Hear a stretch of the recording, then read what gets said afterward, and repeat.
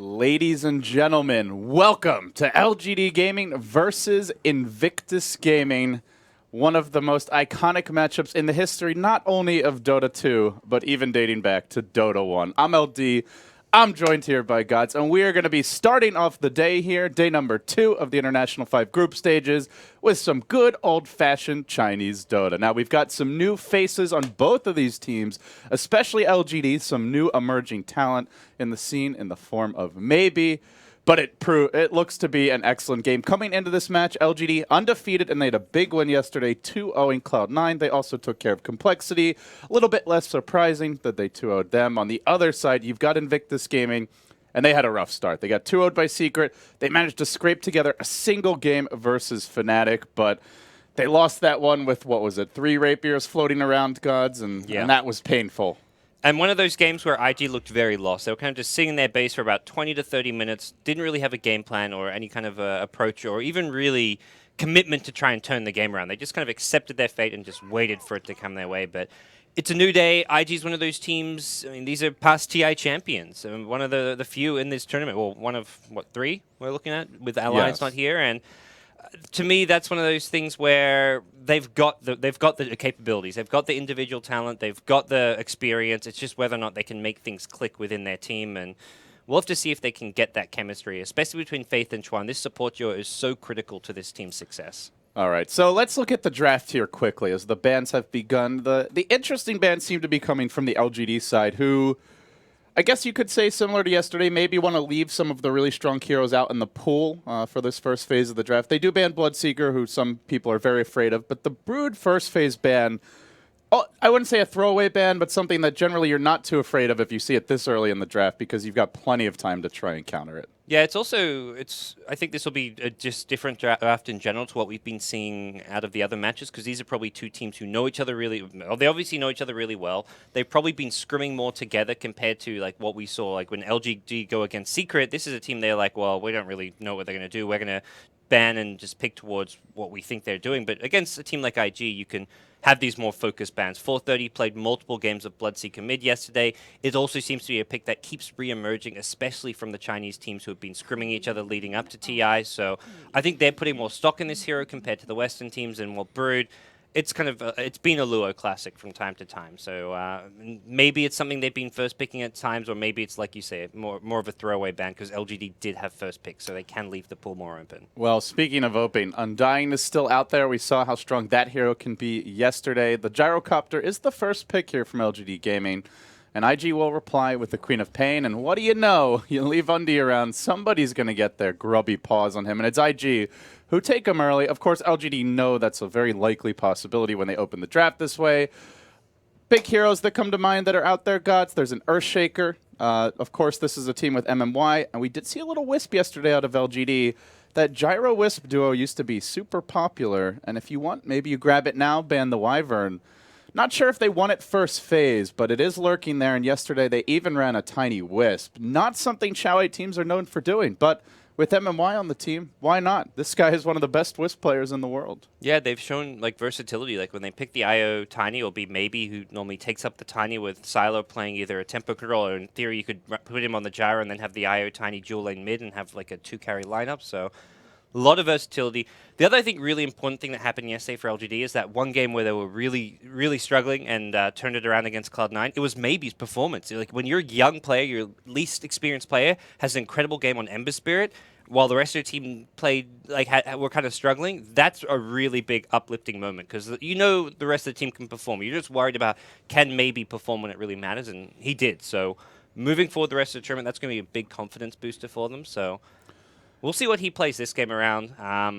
The Gyrocopter opening is it's so open. There's so many heroes left in the pool for him. We're going to be curious. I don't think he's going to go for anything necessarily crazy or different here in their opening game against IG. Yeah, Earthshaker probably the most standard follow-up to this Gyrocopter around the tournament. And looking at Maybe, it could potentially be an Ember Spirit game because when you open the draft with an Undying, you have no lockdown from one of your first 2 picks. Queen of Pain can go into an Orchid. That's potentially a bit of a solution for Ember, but it's hardly a full one. And I mean, we saw yesterday, teams can have blinks and hexes, and it just doesn't even matter. Once the Ember gets farmed enough, nothing will stop him. So for now, LGD going to keep their cards close to the vest. They'll just pick up a Dazzle, strong defensive support here, someone that can withstand the early pressure from an Undying, and obviously scales great later on into the game. And now we head to the second phase of bans. The Spirit Breaker removed by LGD.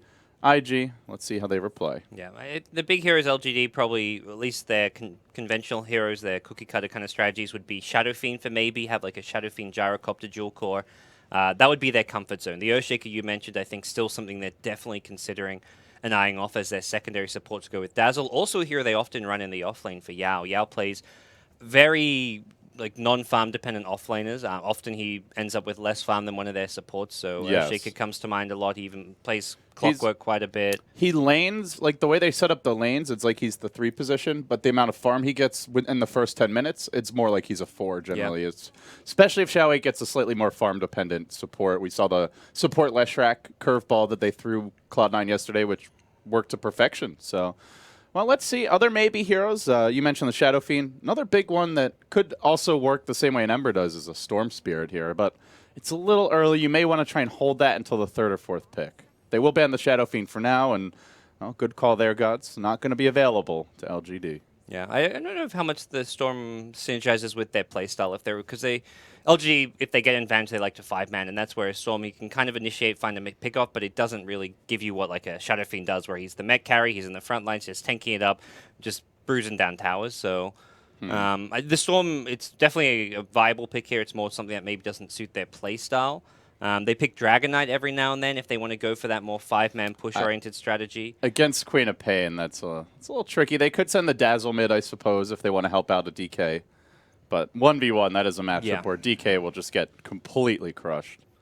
So PL ban out of LGD. There's been quite a lot of PL from IG. I mean, going back to Red Bull Battlegrounds, they were picking it a lot, and it's just almost too much. Carry. It felt like you go back to that tournament. It didn't even work that well. A lot of the games, it felt a little forced, almost like they had just decided the hero was really strong and we're gonna cram it into every game. But in the right game, he can certainly be scary.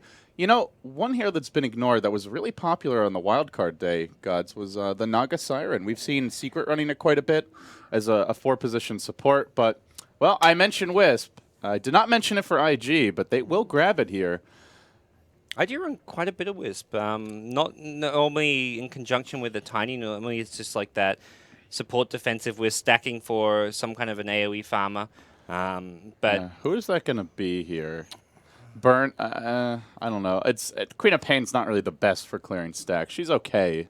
Sven is a hero they've run from time to time for burning, but... Well, there's your Earthshaker for LGD. So 2 strong defensive... I'm going to call them supports, even though Yao may start in the offlane. It's such a... I mean, Xiao 8's drafts, there's always a level of predictability to it, but it's always like, it's predictable, but can you beat it? You go back to TI2, you go like halfway deep in the tournament when LG is dominating everyone, you know exactly what they were going to pick in every slot. If you ban this hero, they're going to pick this instead, but he drafts these just solid, uncounterable kind of drafts where you've got to outplay them. You can't just say, okay, this is what you do to outdraft them because you know what they're going to pick, but it's always just these solid, strong drafts. It's predictable and strong, so and very stable. And, well, IG will go for the Tiny. So, Tiny Wisp coming at you, LGD. Now... an interesting pick, given that Gyro and Earthshaker are both normally very good against these two. If you see a relocate, you can drop a call down on top of them, massive AoE to mess up the Wisp in fights, and it's tough for her to kind of stick around and avoid dying. And then you've got the Shaker, also an excellent way to deal with the Tiny Wisp. But you know, so many times I've said, "Oh, this looks like a great way to counter Tiny Wisp, Gods," and then all of a sudden the Tiny Wisp are 15-1. You have to maybe play it a bit differently against some of these heroes. Like, you're not just going to be going around for relocate ganks against the Gyrocopter cooldown, but you can just use them instead for the more split push style of IO Tiny play or whatever it may be. So interesting. They grabbed the Bristle. Almost feels like a block pick. It would have been a little odd as far as the overall composition for IG, but we have seen just how dirty that IO Wisp in the offlane can be if they want to rotate the Wisp around a bit. Well, for now, LGD. Very solid, well-rounded team fight here. They can Roche. They've got good defensive supports. They've got some firepower. IG feeling a little more one-dimensional. Their team fight is pretty lackluster. Much more after once the tombstone falls off anyway, and much more focused right now on the split push, the farm. But maybe this 5th pick is going to change things. And that's where I feel the Bristleback was a great pick for LGD because it just amplifies their team fight even further to where IG can't really fight into them because they have another hero who's great at dealing with the tomb. The Gyrocopter alone, maybe not quite enough damage to easily bring down a tomb and just fight into the Undying, but with the Bristleback as well, he can be in the front lines. With just a Vanguard, he's not taking damage really whatsoever from those zombies, and he can take out the Tombstone or at least be on the front line, soaking up a lot of that damage. So a really strong pick for LGD Gaming in this situation. Well, let's see what the 5th pick is for IG. And I guess that question is to support Undying, or we're going to find out real soon 100% what, in fact, the lanes are going to be. It feels like they need something with maybe some control out of their secondary support. It's going to be control in the form of the off lane. There we go. Wisp, here we go. So you've got the potential to just jungle early with the Axe. The Wisp can stack and help keep them alive.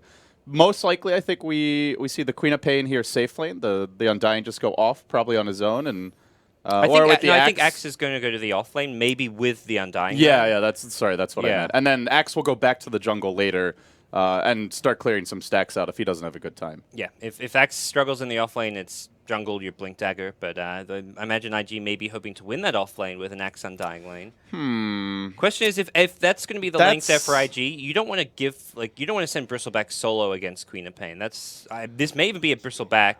They could dual lane it, maybe. Yeah, this is Bristle going mid. Earthshaker in the off lane now with the last pick support Witch Doctor. And again, if this is a Queen of Pain versus Earthshaker, that's a lane where IG are going to go greedy with their lanes if they have an Axe Undying. And Queen of Pain, a solo safe lane, is going to destroy an Earthshaker. Earthshaker gets no CS in that matchup, and that's where having a 1v1 lane where it's that one-sided means you're getting a lot out of the laning stage, which is what I think IG need to do, because mid-game their team fight is lackluster.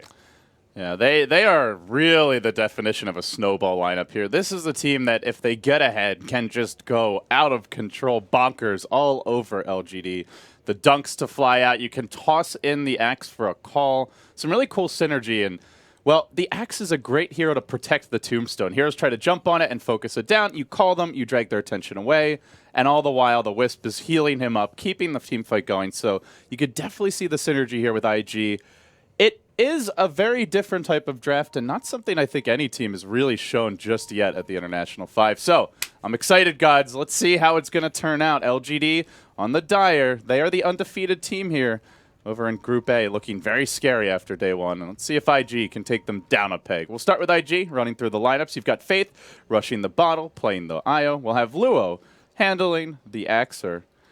Burning on the Tiny. Looks like he starts with an early Magic Stick, anticipating the Bristle mid, since maybe is the one playing it. Chuan will be the Undying. Already taking a point in decay here, and it's 4:30. Last but not least, you can see he's going side lane from the Rate of Protection. He'll be on the Queen of Pain. Okay. And then over on LGD, we've got Yao, your Earthshaker, maybe the Bristleback, likely headed mid, as you mentioned. Xiao8, the Witch Doctor, MMY, the Dazzle. So they've got a lot of defensive heroes on this squad. And then rounding things out will be Sylar playing the Gyrocopter.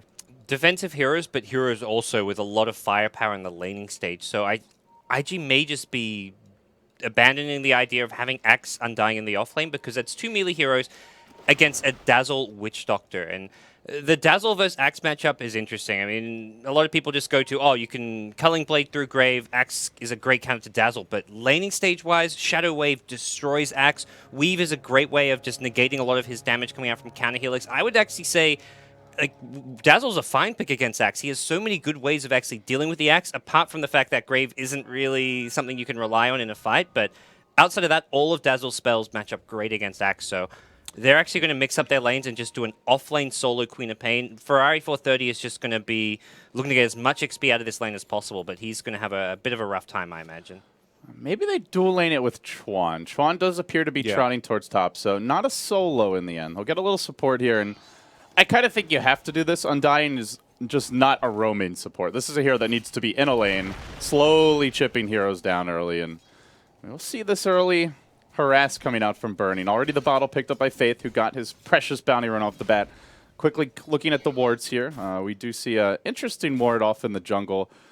which will block the creep spawn. And, you know, they may not quite have the dominant 1v1 of a Queen of Pain versus Earthshaker Gods, but they still get an Axe on Earthshaker, and that is still a lane that IG are going to win 1v1. Maybe you don't keep him out of experience range as much, but if Yao isn't careful and he gets called with a couple of creeps and a few lucky spins, he can easily give up a first blood here. And a lot of people kind of talk about like when IG have done well, and so much of that has kind of revolved around Lua. When he's had a good performance, they tend to win games. 430, he skilled Shadow Strike. This is trouble for him. Oh, actually just got his level 2. Oh.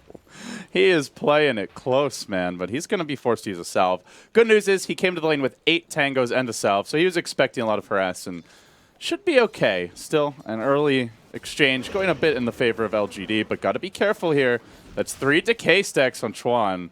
If he hits level 2, gets the tombstone, and he's got too many, that's going to be an instant dive coming out from him.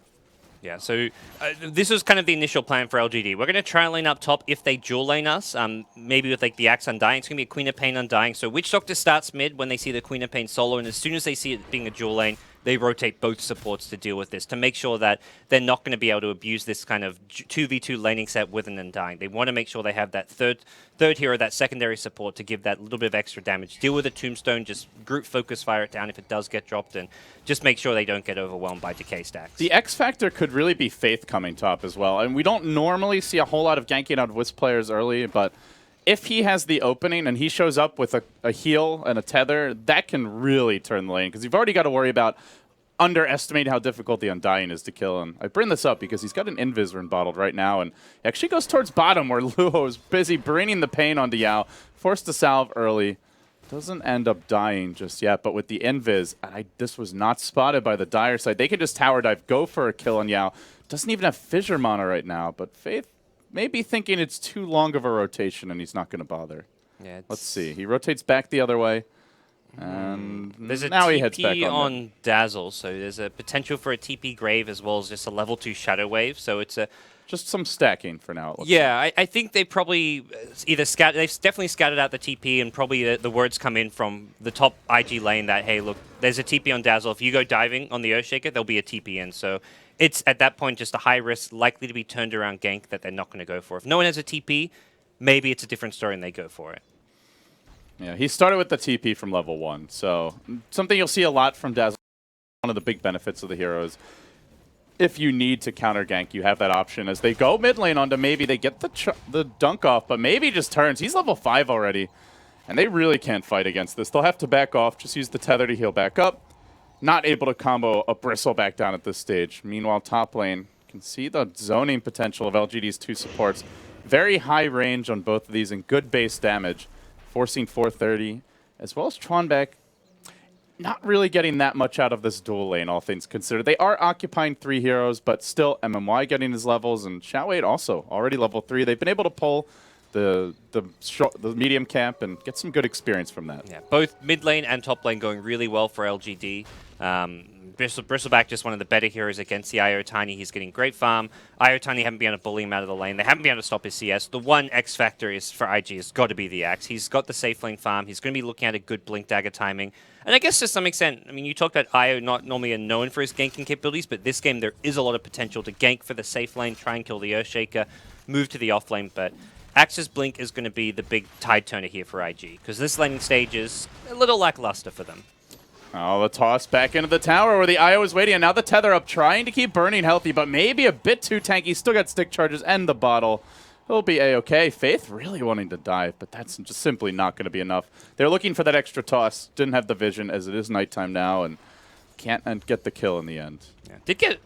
He got a nice like bottle cancel or two there, which is also what he's trying to do, just negate some of that regen, keep the Bristleback low HP, which he actually canceled, I think, one almost full bottle charge, and then like halfway through a second one. Canceling salve, like this is just constant, like, you want, because a key thing here for the Bristleback is you can't be sitting around on half HP, otherwise you die to the combo. You've got to always be full HP when they go on you, and then you're fine. You can survive, you just turn around, throw a bunch of quills at them, and get out of there, but you've got to instantly heal up. He's been constantly bottle crowing, and not just bottle crowing, but bringing himself salves. He is getting quite a bit of farm in the mid lane, 27 and 4, actually out CSing Burning, but is worth pointing out there's a double stack at the one big camp, as well as the other towards the middle part of the jungle. Not a huge amount of stacks for Tiny IO at this stage. 6 minutes in, you'll normally see at least one quad stack, but Faith been more focused on just supporting Burning in the Bristle's just been stacking himself. He's got a double stack at Ancients about to become a triple stack, so...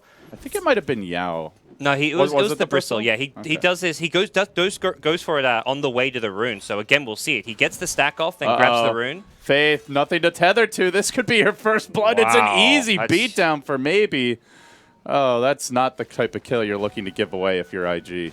That's huge. He's just not really reading Bristleback's movements very well there, because that's... I mean, it's not like a common play to go stack those Ancients yourself as a mid on the dire side, because it doesn't really... I mean, it does time up with getting the bottom rune, but typically you want to go for the top rune, because it's just that little bit closer. But as a Bristle, you want those Ancient stacks, and maybe says thanks for the freebie kill as well.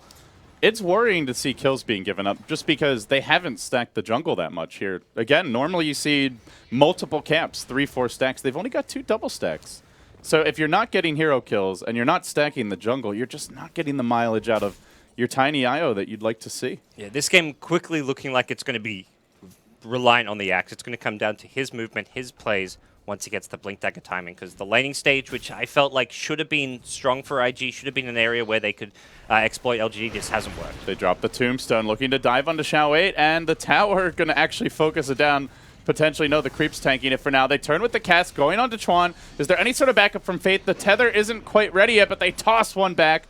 They'll keep him out of harm's way as maybe cleans up the Tombstone. IG just really thwarted in every movement so far, and all the while we see LGD continue to pull ahead in terms of gold, in terms of experience, almost a 1.5K golden experience lead, and that is before they grab their Ancients, and it's before they really start making moves of their own around the map.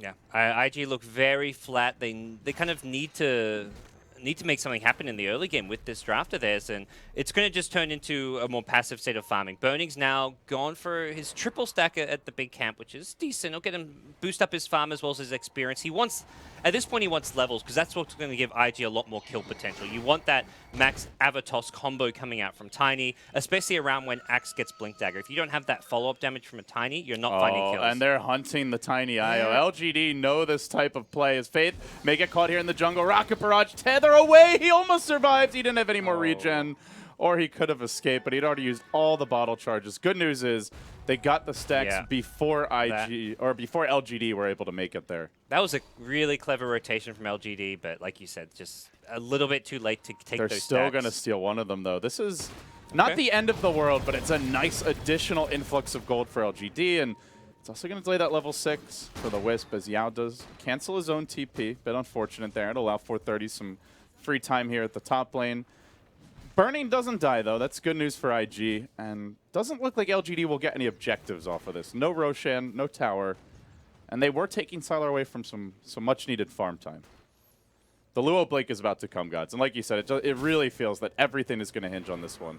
Yeah, this game as a whole, it's all about the Axe Blink initiation. He's going to be ganking for Tiny for Queen of Pain. You've got Sonic Wave up now, so he can either go mid or top, find kills, either place. There should be a pretty straightforward way to get kills. He's level 6 now, so the Dazzle can't TP and engrave people to save them. This is Luo's time to shine. Shao 8 trying to de-ward. Luo does not like that very much. Get away from my ward, he says. Battle Hunger comes out. He's got the call. And if he gets a couple of spins here, I think even 2 would be enough, but he gets 0. Yeah, it was even 1 spin might have been close to enough. And they're turning on him, but with the Faith Wisp in the background, LGD will think twice and back off. Like you said, this is prime gank time. Burning not quite level 9, which is where Tiny really comes into his own, but with an Axe initiation should be enough burst damage to get most heroes. Maybe not the Bristle, but pretty much everyone else should die to the combo. Yeah, so Luo gets the blink, also picks up the smoke with this to make sure that that first blink gank is successful on a key target. This is very like Bat Rider-esque, where you get that 9 to 10 minute blink dagger, pick up a smoke, pick up a blink, and then make sure you get a kill right away with this. And he's heading straight on top. The gyrocopter of Sylar is the target, and he gets him with the call. Immediately, they throw everything they've got onto Sylar. He gets dunked immediately right off the bat, but the Fissure's there. It traps 2 within the cooldown. 430 already used his blink to initiate. He's got a TP out. The Echo connects. They get Luo as the trade, and that's also the blink dagger reveal. Not the cleanest fight. Still, they get a pretty key hero, but I want to Yeah, point out maybe has just been farming up a monstrous stack of Ancients this whole time, uncontested. Dare I say it, space created for LGD by that gank, because it just takes all the pressure off maybe. That's just not what the result IG wanted whatsoever. The axe for the gyrocopter trade to me is like an equal trade, and then the Earthshaker gets the kill, so he gets closer to his Blink Dagger. The Bristleback, like you say, space created as well, so he's farming Ancient stacks. That was not worth it at all. That was a big LGD victory. They're like, well, great, you killed our gyrocopter, but our gyrocopter's in a fine position. This is not a hero who's like looking for a key item timing. He's ready to fight. He's just going to go back to lane, look for some more kills with Rocket Barrage.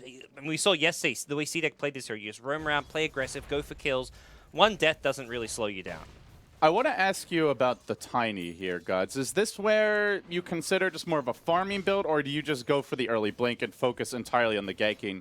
Now, there was a period where it was... So first, it was almost always the farming build. So we saw the phase drums and then into an Aghanim Scepter, which was kind of the hybrid build. But for a while, it's been treads and Ags off the bat. And then lately, feels like whenever we see Tiny Wisp, it's just a blink rush after the basic items. But this game, the way it's going, what do you think the build should be here for Burning? I think you want the Blink Dagger, especially when you're behind. The Blink Dagger just becomes that much more important because kills are really your window back into the game. So I think if you go greedy and just try and outfarm your opponents with an Ag Scepter, it's gonna force IG to play super passively. They're not gonna be able to get much done on the map. They're gonna lose map control. They're gonna be forced to just stack camps and hope that they don't get ganked, and it just lets LGD control everything. So I think they need to try and take some of that control away, pick up a Blink and Burning, and use it in conjunction with the Axe Blink to go for a lot of kills and play aggressive. Chuan has been playing a bit of catch-up here in the bottom lane for IG. He's now hit level 7, has the max rank Tombstone. And it is worth, I think, talking a bit about the Bristleback versus Undying matchup. Bristleback used to be the counter, with the Quills killing the zombies instantly. Every time you spam them, you just never would really get an army up. But even now, with that being removed from the game, he's still so good at focusing the Tombstone because he's very tanky, and his Warpath stacks add up. He can just start right-clicking it, and it dies in short order. So it's going to be up to Chuan to find good positioning for his Tombstone. And frankly, I feel like this just isn't really the way you want to see Undying used. He's just not fighting. He's farming kind of in his own little world, and I'm not sure what else Chuan could do given the way the lanes went, but I think that goes towards the idea of the Blink Dagger, that if you don't get one, not only is the team going to have to play defensively, but some of these heroes really fall off later on. I think the Undying foremost amongst them. Yeah, Bristleback, I totally agree. Bristleback still great at dealing with the Undying, and especially when this is like a one-position Bristleback who's 1,000+ net worth ahead of anyone in the game. That's where his damage output and just having all this movement speed, he's not worried about zombies whatsoever. An offlane Bristleback who's like a 3-position hero, yeah, I don't think it's the best way of dealing with an Undying, but this is not a 3-position Bristleback. And Crimson Guard shuts down the zombies. You still have the slow from the zombies, but they stop doing really any damage at that point if he ever wants to upgrade this Vanguard. We'll see. Burning, he does opt for the Ag, so no Blink Dagger for him. Okay. The choice has been made. He was saving quite a bit of gold. He was up to about 1,600, so clearly Burning was contemplating this choice as well, but immediately LGD move on mid. They saw 3 heroes farming the jungle, maybe had vision from the ward, and saw that the axe dropped rather low. Now the question becomes, do IG consider trying to take the fight here? Queen of Pain does have a TP. They have brought 3 heroes top, and waiting very deep within the trees is Yao, who could fissure to initiate. Multiple TPs coming in. 430 needs to blink out soon. No, they'll just let him go. But the tower mid does drop in the end. So no tower for IG, a freebie for LGD. Just getting the better trades around the map thus far and holding a 2K gold lead.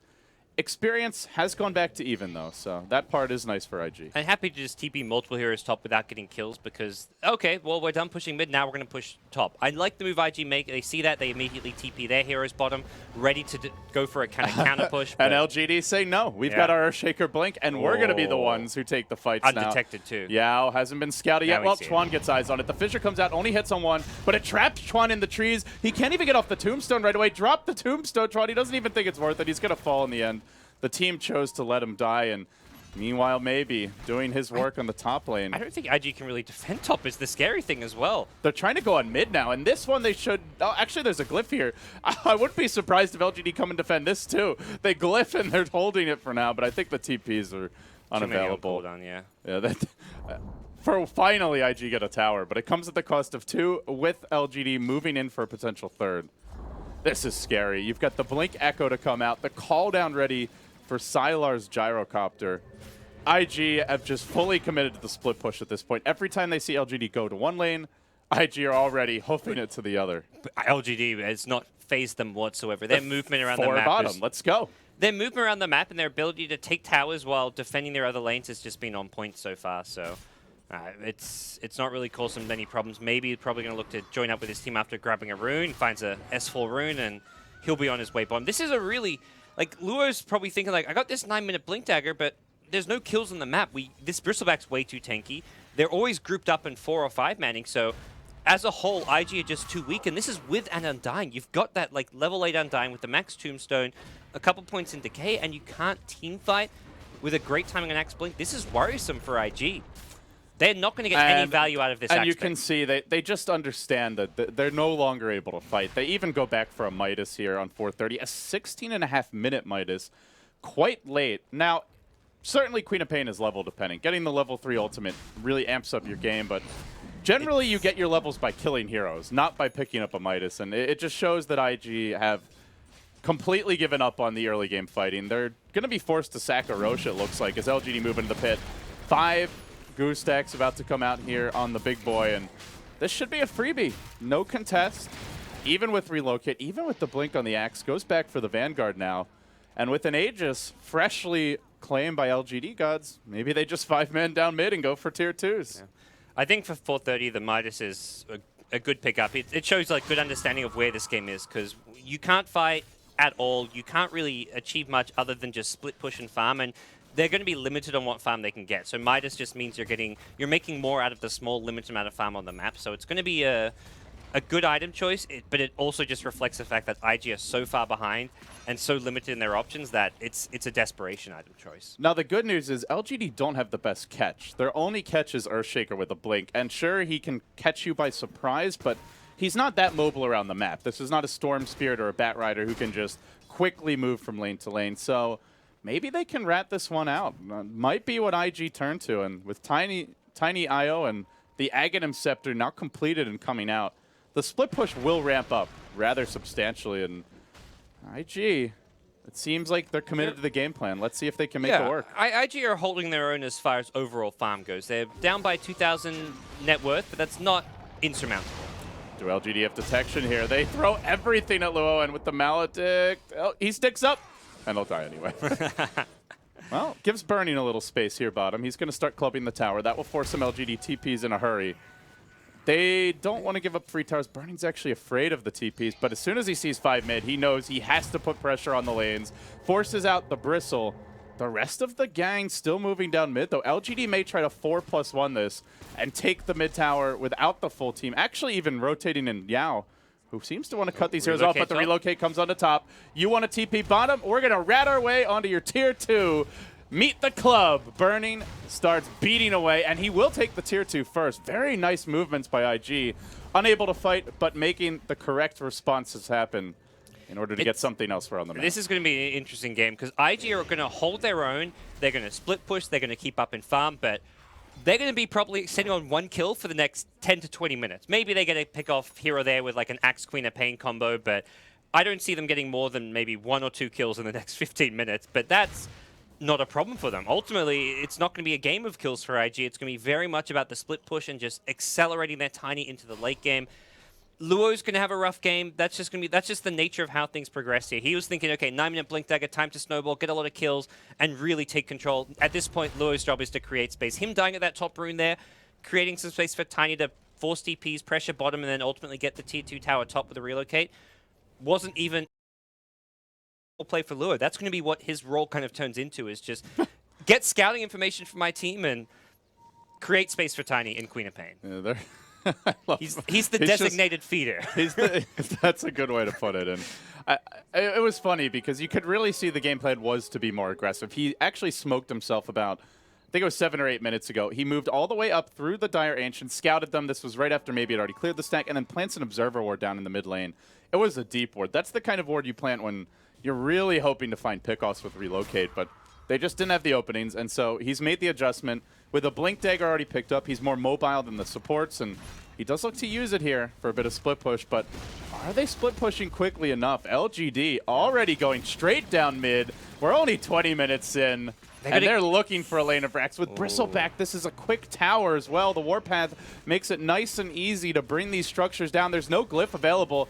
Gods, I don't know if they have a choice. Lua needs to get back and just feed to delay them or something. Create space for Tiny and Wiz to split push top. And Burning is certainly trying it right now. They call down on Chuan. Needs to at least get the Tombstone out here if he can. He mechs, he sticks, he gets the tomb down, and Sylar's diving. He has the Aegis, but he may lose this quickly. Out comes the Queen of Pain. Everyone healed up. There's the Grave, and Burning's doing the split push work in the meanwhile. He does bring the tower low. In fact, finishes it off, maybe forced to TP out. They're going to buy back on the Axe here and try to hold the line. They've taken down the Aegis, and now Burning's relocated into the middle of the fray, but he's fighting against the Death Ward of Xiao Wei. The hill comes out. He doesn't have the firepower he needs, and now Chuan's got to run. His Maledict brings him lower and lower. Surrounded, Luo tries to force them back, and the first outer tower that falls here is the tier 3 top, with LGD completely rebuffed. 2 down, might be 4 if they're not careful, and Sylar's next. That's an Aegis down. Meet the club again, says Burning.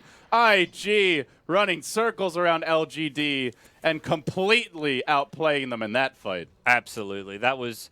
I think LGD saw like the position of the creep wave top was like, okay, we can reach the high ground before they get close to our tier 3 top, but Bristleback decent with the high ground sieging, but it's not quick by any means. Tiny though at the top lane, complete different story, and once maybe TPs, he can't prevent the relocate back. It quickly becomes a 5v4 at the IG base with no Bristleback. That Bristleback is such a key hero for that team fight. LGD just getting a bit overconfident, and they'd already lost the Gyrocopter Aegis very early on. I think Sylar getting a bit too aggressive in the base, especially when you know somebody's going to have to TP back to do with the split push. In this case, the Bristleback. You can't be throwing away your Aegis in that 4v5 scenario. Now Vernon's got a double damage rune. This is not what you want, Gods. This will not be a tower. This will be Rax if they're not careful. This next minute or two. And I don't think we'll see LGD move out too much now. After the way that fight went and not having the Aegis, this is a Xiao Wei team. They don't like to go for objectives without getting their insurance policies in order. All the paperwork signed and the T's crossed, the I's dotted. They may have to slow the game down more than they would like, and that could well play into IG's hands with the Midas of 430 beginning to kick in. He's almost caught up to the Gyrocopter on LGD of Sylar, and at this rate, it feels more and more like IG have gotten control of the tempo of this game. Absolutely. That was kind of a rare miscall from Xiao Wei, which really turned things around in IG's favor. Momentum favoring them, although LGD going to find a pick off on Luo. Like you said, designated feeder. It lets you know, okay, they're grouping up mid, they're going for another push, let's split push quickly. Unfortunately for IO Tiny at the bot lane, but if they want, they can fight backdoor protection with a DD Tiny. They may need to as well, because straight down mid, LGD comes. They almost have the glyph, though, they can get on the Radiant side. Into the high ground, and then they don't have relocate. to fight. Yeah, maybe that's the plan. That's the play here for IG. They've pushed through the last lane. There's a glyph coming online in about 15 seconds. This is something LGD may not be prepared for, and already they've gone onto the top lane. Burning going to work with his double damage room, but Faith being forced back quickly. They have to keep Burning alive through this. Need to tether him out, or they're going to lose their most precious hero. They kind of want the Rax as well. It's almost dead, 20 HP. And now they're back towards bottom. Need to run from this lane as well, because already LGD are rotating on IG. But it's going to be tough for LG to stop this, Gods. They really don't have the best catch. And against the Tiny IO, if you don't have it, you're going to have a hard time keeping them out of the base. A bit unlucky for IG. They really thought they had that Rax. Burning played that very well. And even more so Faith. He broke the tether, which kind of slowed down the Raxing a bit, but he had to. Otherwise, the Bristleback takes him out, and then he comes back in for a retether right as the relocate's ending to bring Burning out. Could have left Burning there and use suicide Burning to get the Rax, but at this stage, I don't think IG need to make that play. I think they're very much in control with their split push and just they're outmaneuvering LGD. So I think throwing away the Tiny just gives too much breathing room for LGD to make things happen, go for a potential Roshan, although Rosh isn't up, or just keep the lanes pushed out for a good while and maybe even attempt the high ground. So I think throwing away Burning for that melee Rax is not necessary, and they're going to look to just continue the game plan, because so far the game plan has been very good for them. I like how well they've adjusted. I feel like for IG, a lot of the time, if the early game plan hasn't worked, this team kind of struggles to make adjustments, especially over the past few months. Most of the wins that I recall casting, they get ahead and they just kind of stomp from there. Now, they've had some scrappy close games, but having a game plan that was intended to dominate the lanes not work out that way, and then they recover, they rat it out, they remain composed against a Xiao 8-led team. That is a really positive sign for the squad gods. Yeah. Now, they're not out of the woods just yet. They haven't actually gotten racks, and the split push isn't really that favorable for them right now. Yeah, all the lanes pushing in. They can't when LGD heroes are missing, I guess, is a big thing. But if LGD heroes are missing, they're not really pushing. And I don't see LGD able to go for a high ground push without the Aegis too successful. It's very risky for them. They have got the BKB on Sylar, but his damage output is not the most not the most potent right now without any kind of MKB or whatever kind of late game item he wants to go for, a butterfly. Maybe hasn't completed his Assault Crest, although he is getting a lot of farm at some more Ancient stacks. This Bristleback is still looking very scary. But this is a hero who suffers for mobility and lockdown. We can see he can't deal with the split push at all. That's why he got the blink. It's a blink pack now. Yeah, it's... This seems entirely so that when he TPs in, he can just jump on the Wisp and start hitting the Wisp right away. Because we saw how quickly that Wisp can drop as 430's Queen of Pain narrowly dodging the Yao rotation into the tree's top. He will TP home and backs out. He's completed his Aghanim Scepter. He's closing in on level 16, and more than anything, this is just a great Rat Dota item, not only for pushing, but for clearing waves and stalling the enemy push. Yep. So. Yeah, 430 can offer some split push himself, but also while the IO Tiny are going off, he can just spam it out to delay LGD. So very good game for the Aghanim Scepter, and this is going to be hard for LGD to close this one out. It's still very much in the balance. I mean, LGD, you get your Bristleback with an Assault Caress, you farm Boots of Travel, and suddenly you have a hero who can push out lanes and then TP in, go for that high ground push. If you've got an Aegis, if LGD ever get 5 heroes pushing high ground with Aegis and there's no counter push happening from IG are in trouble. And that at some point can well happen. If you get a Boots of Travel on even Gyrocopter as well at some point, you're going to have heroes who can push lanes out and maybe cause IG problems. Yeah, and right now the lanes, again, are not that push, but Burning's going to have his Assault Caress. That Courier on the way now, the Faceless Rex moving in, and 430 applying additional pressure towards the top lane. LGD, it's their turn to respond. They start rotating back through their jungle. In the meanwhile, Luo moving around, kind of protecting this Wisp tiny duo. Roshan coming back up any second now. Max respawn, which I don't think really matters for LGD. They weren't going to be... They've got a couple big items coming. They don't really want to rush the high ground push because they're still trying to figure out the answer for the split push. And they're not even going to go for Roshan immediately as it respawns. I think they want to make sure they kind of fine-tune exactly like what their approach is going to be to dealing with IG right now. Yeah, you want to make sure the lanes are back and IG are starting to retreat before you go for this. No reason to let them get too much creep momentum or threaten for that top lane, because 430 already back at it again. The relocate could come into play here. It's available, and Burning does have the completed Assault Caress. Now, IG, destructive when it comes to hitting buildings at this point. IG, no intent to contest Roshan. This doesn't bother them at all. I mean, it definitely can when the high ground push comes, but very much it's just something they've got to accept. They're going to have to defend high ground through split push and just delay tactics against an Aegis Gyrocopter. I'm really impressed at how well Maybe is caught up. We saw the early Ancient stacking, but he continues to top the net worth chart. And yeah, he hasn't fallen off whatsoever. He's 20 CS down on a tiny IO. That is a sight to behold. Now, it really feels like Maybe is the true one position on this team, I have to say. Whether it was the Ember Spirit game the other day, just generally the level of support he's getting from the team and the level of priority he gets with farm. Sylar, even if he's playing like the hero that looks like the hard carry, it feels more and more like Maybe is kind of like that old Arteezy role where for EG, where he might go mid, but he's basically the carry for the team. And he's still got Ancient stacks. This is like the 4th time I've seen him farming Ancient stacks. It's like it's just constant triple and quad stacks there waiting for them. Lots of gold going his way. So lanes right now not really pushed out too well for IG, but that's because there's just, again, too many heroes missing, especially the Earthshaker. That's the key hero to have in fog at all times if you're LGD. This is where deep warding or like smart wards in lanes in the jungle are going to be crucial for IG to kind of scout heroes out. And right now they're just not really getting the vision they need on the supports or on the Earthshaker. IG have no idea. LGD are moving in. Burning wants to push up bottom, but he hasn't And he caught vision needs yet. to be. He needs to be because LGD have 5 heroes coming down top. It's very easy to see, like, why isn't he split pushing bottom lane? But they no one's don't there. have the vision. Yeah, they'll see Sylar top now, but again, there's still 4 heroes missing. He still doesn't feel it's safe. He's thinking, like, is this bait? Now he sees maybe as well, and he's thinking, okay, 2 supports and an Earthshaker, they can't kill me. Both teams have their glyph available. Both have cooled down. Luo creep skipping top lane. This is just... It might be too late, though. LGD are going to get to the high ground. They're going to Sonic Wave this, and then there's no more creep wave for LGD, though. LGD have other ideas. They jump on mid where the racks are exposed, and they start working on the range racks, trying to fight their way through. Where's actually the no backdoor backdoor protection. Creeps were just at the top tower, so I guess it kicked in at the wrong time. And in the meanwhile, there's been a rotation onto the top lane. Burning trying to go on the melee Rex, which have healed up to full HP. Remember, this was 10 health earlier. Faith destroyed by the Death Ward. Burning quickly being dealt with by the Dunk. The Maledict, he'll fall as well. LGD are able to defend, and they push back IG. Even the gyrocopter of Sylar gets away, and they get the ranged Drax. And now they come down mid. There will be no relocate for this fight. That's the opening they needed. Gods, you go back to that last push. Maybe they should have committed the Tiny. It's hindsight being 2020. If they had a melee Rex down top lane the whole game, the lanes would have been pushing their way a whole lot more. But LGD were just so ready for it. It hurts them. And LGD didn't overcommit for the rack, so they were still in a position where they could TP out without getting caught. Only the Axe can stop those TPs with Blink Call, so it's just not enough.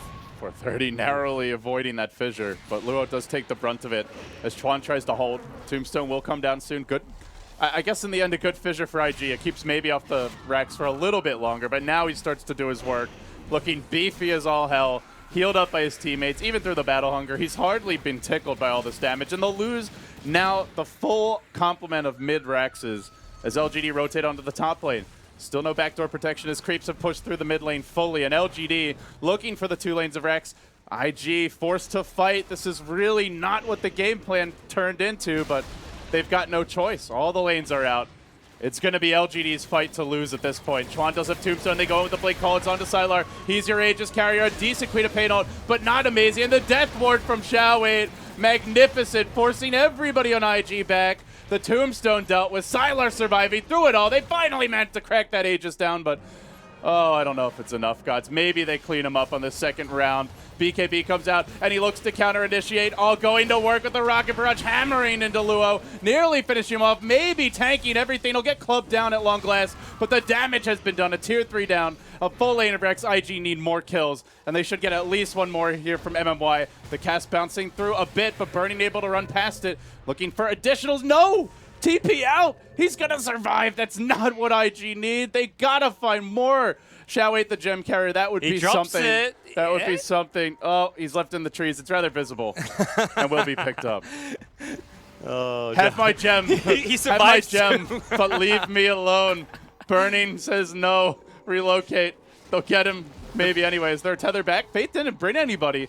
And in fact, this cask is going to potentially stop the kill from happening. They're still diving on Xiaowei. I don't know if Burning's got this one. And they're coming in with reinforcements. Gyrocopter about to ride. Burning left on an island. He goes to work with the club, but again the grave. And Burning's committed in deep for this. Burning may end up dying. He's got no backup from the Wisp. Burning, no. LGD get a freebie. Xiaowei, the most convincing actor of them all there. He just like reeled him in bit by bit from the gem drop. You know, I think he actually just juked them, but then when he dropped the gem, IG's like, oh, he thought he was dead. Like they suddenly like think in their minds like, okay, he dropped the gem because he's trying to hide it from us, which means he's nearby and he ran north. They didn't know where he went until they found the gem. So it actually worked against him initially, but then they kept on chasing. That sequence of events was crazy. Xiaowei, I don't know. That was something special. I don't think it was the plan, but definitely not the script that the director wrote. If you ask the director 8 fans, they would definitely say the script was written and it was all according to the plan, but they might be a little bit biased. Oh, jeez. Now LGD look for 2 lanes of Rex. Again, now that they've got the mid lane under control, all the lanes will push out, and IG, that top lane is just going to haunt them how close they really were to having the melee Rex advantage early in this game, but they never got it. And LGD now take 2 full lanes.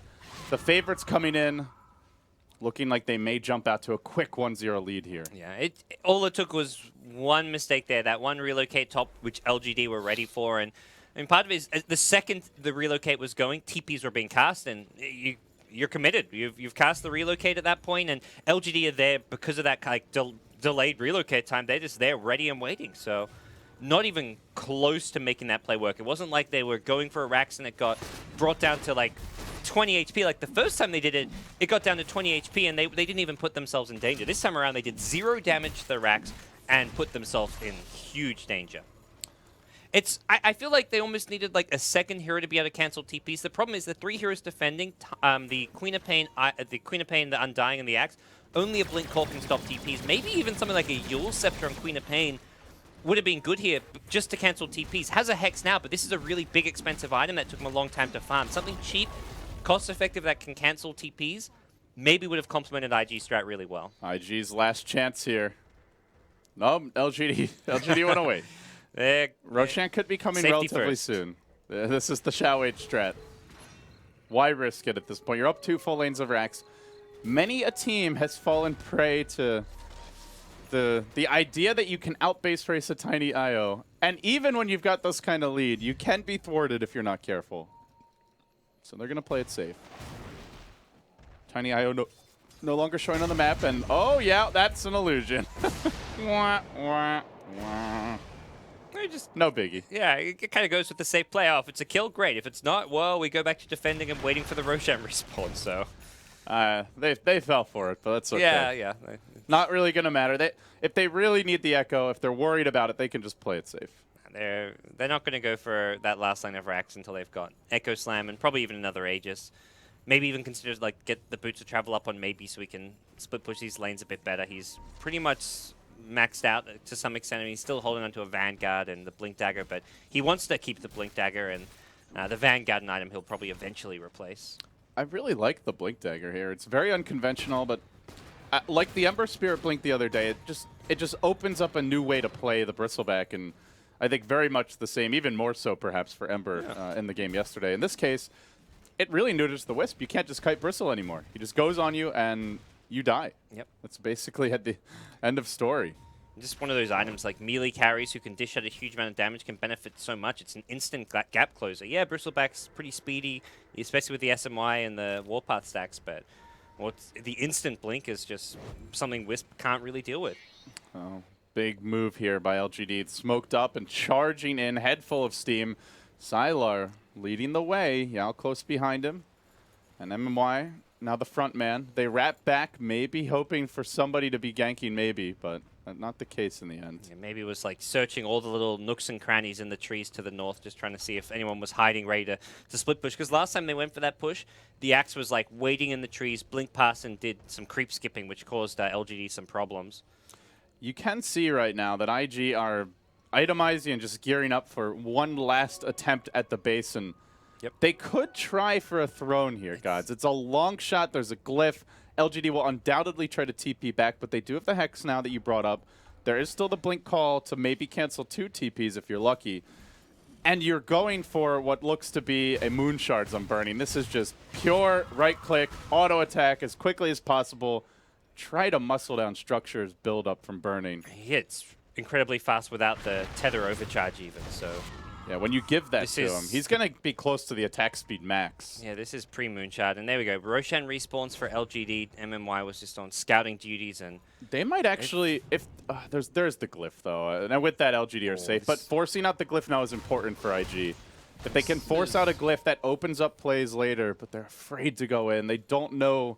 They've got the high ground LGD's ward, movements. but yeah, they've got this high ground ward, which will be really important for them later on when they do want to split push or just go for that relocate play. But and Zhao has someone had a gem, Dazzle had a gem, but he has an I mean, he's going to get back there to defend. Dazzle's not going to be spending time in base unless they go for that backdoor play.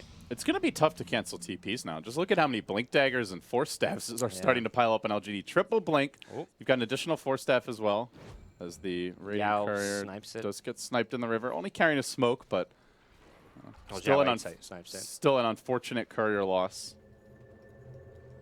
And now LGD want to rush. Yeah, the lanes are pushing they out. pushed out top, so they're in a good position. Should be a free Roshan. IG have a couple nearby. I mean, if they go for this play, it's just because they feel like they're so far behind. It's the only thing they can do. But yeah, they're gonna push out mid, push out top, and give away another Roshan. 430 would like to open up the map a little bit. He has a double damage rune as well, so maybe we see 430 making his own move, but he gets Yules by Yao and may get caught. There's the Echo, the follow-up Maldic coming through, and then the Death Ward committed. 430's Rat was denied. And Burning and Faith see the dead Queen of Pain and think twice about pushing the top lane on their own. Yeah, it's a hard thing for 430 there. He wants to split push. He knows they're Roshing, but that's just great play from LGD. They say, we can take Rosh just with the Gyro and the Bristleback. Let's go pick him off while we Rosh. And 430's just like, well, you've got to make those kind of risky plays when you're this far back and try and create some chaos around the map, but it doesn't work out there. Yeah, if you just sit back, you lose by default. You risk or you get nothing. Yeah, that was kind of what happened in Game 2 against Fnatic yesterday. They just sat back for 20, 30 minutes on the high ground, giving Fnatic room to do absolutely everything. And that's a game where you look at it, it's like, what was this, like, the strategy, or what was our way back into that game? And it definitely wasn't just sitting on our high ground and doing nothing. So this time around, it's good to see IG at least looking to be active on the map and make things happen. Buyback from 430. Radiant Glyph is available here, but so too will be the Dire Glyph, and maybe has already made short work of the tier 3 tower. It seems they're holding it for the throne. This is going to just come down to raw damage output from the IG side, but for LGD, they're not going to let this go freely. I imagine we see the Blinks out and the TP's back any second now. Can these be canceled? No, doesn't look like it. Burning, just committing for the melee racks. They do have to relocate out. Shao 8 glimmering and trying to find Faith, and he managed to do it with the Death Ward, but Faith countering with his own Ghost Scepter. Only keeps him alive for now, not long enough. Burning left to his own devices, does TP out, but it's a single melee racks, and they forfeited Mega Creeps. Not the trade IG wanted. Nice play by the director. Glimmering and just finding the Wisp on the low ground as a result. He just knows exactly what to do. It's not about the Tiny, it's about the IO. Gets him out of the picture, and with that, even with a relocate out, it was still going to be Mega Creeps is the other thing. So yeah, for IG, like you said, they have to be able to cancel more TPs, and they bought back on 430. I'm not even sure if he was in position to cancel one, and with so many blinks on LGD, they can almost always get out of initiation range before they TP home. Yeah, I mean, blinks, glimmers, whatever it may be. And if you're blinking to cancel TP, you're feeding away your life. So you cancel like 1 or 2 TPs, but you're going to die for it. You're going to get Mega Creeps. You're going to lose your base. And theoretically, someone else is TPing back. If you cancel the first TP or 2, LGD is like, okay, this is a problem. Maybe you're just going to have to TP back. They don't want to TP back the Bristle and the Gyrocopter because they're the ones taking the racks and pushing the base. If they have to, they will. Here comes the death push now. Sylar completed Satanic, Butterfly as well. He's more farmed than the enemy Tiny. LGD looking ever so beefy. Now the Tombstone gets dropped, and the fight commences. Call down coming through, hits on 2. It's going to slow down Burning. Lua initiating, but it's on to Maybe, one of the tankiest heroes in the game, who's man-fighting Burning and winning that man-fight with the support of Sylar as well as Shao 8's Death Ward. They bring him down with ease. And IG, they're finished, cooked, and out of game 1. They call it. Burning disconnecting without even saying a word. And IG going to drop yet another game here at the International 5. They've had a tough opening couple of matches playing arguably the 2 strongest teams in Group A, Secret and now LGD, but gods, they at least need the second game. They cannot afford to get 2-0'd in 2 of their 3 opening matches. Yeah, I mean, for the most part, the Chinese team showing up to TI5 have really delivered and performed. We've seen LGD undefeated so far, CDEC do really well on day 1, but IG, probably the most star-studded roster coming here. Burning, 430, Faith, Chuan, TI champions in the mix, as well as one of the most kind of famous carry players out there. The team just isn't clicking. Strategically, draft-wise, and it's just not working. I really felt like they just didn't get any mileage out of the Undying pick. This was their one of their first 2 overall picks. Chuan ends the game 0-2 and 6. The draft just didn't work the way they wanted it to. They tried to adjust. They tried to play a rat game, but imagine if that Undying is a support that can actually cancel TPs. Imagine if that's, say, an Earthshaker or something, someone who can slow down the push a little bit, spam out the waves, and actually gank early. He basically just ran around and farmed all game, and I'm not sure he could have done anything differently, but the pick just did not end up working out the way they hoped for. Yeah, the support duo in like the big picture of things, just LGD have so much stability and control with a Witch Doctor Dazzle. They can control the lanes with this strong support duo. They commit to the tri-lane once they realize like the mid Bristle's going to be fine mid. And yeah, from there, it was just smooth sailing for LGD. They had the one mishap where they TP'd back maybe, and then IG took the fight, which they won at their own base. And then that was like a learning experience for LGD. After that, it's like, okay, we can't TP back Bristle. And then they got enough farm on Earthshaker and Witch Doctor that those 2 heroes would be the ones TPing back. And yeah, they TP'd back, but IG couldn't take the fight back at base because, for one thing, the heroes TPing back can cancel the relocate out. They've got stuns, they have cast, they have fissures, and also Bristleback and Gyrocopter just couldn't be fought. Invictus Gaming here, dropping yet another game at TI5. And with that, we're going to take a break. Let's see if they can cool their jets, regroup, and give LGD a better contest in game number 2. This one going 43 minutes, but it felt like LGD was in control most of the way. Guys, I'm LD, he's Gods, and we'll be back in just a bit for that game number 2.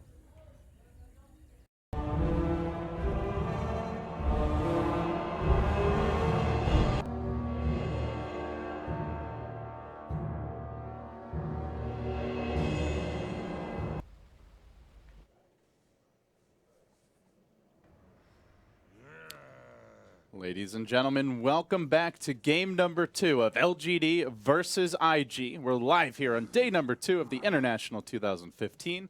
LGD already have gotten their 7th point, the first team to do it here at TI5, undefeated through 5 games of play and looking to go 6-0 through their first 6. I'm LD, I'm joined here by Gods.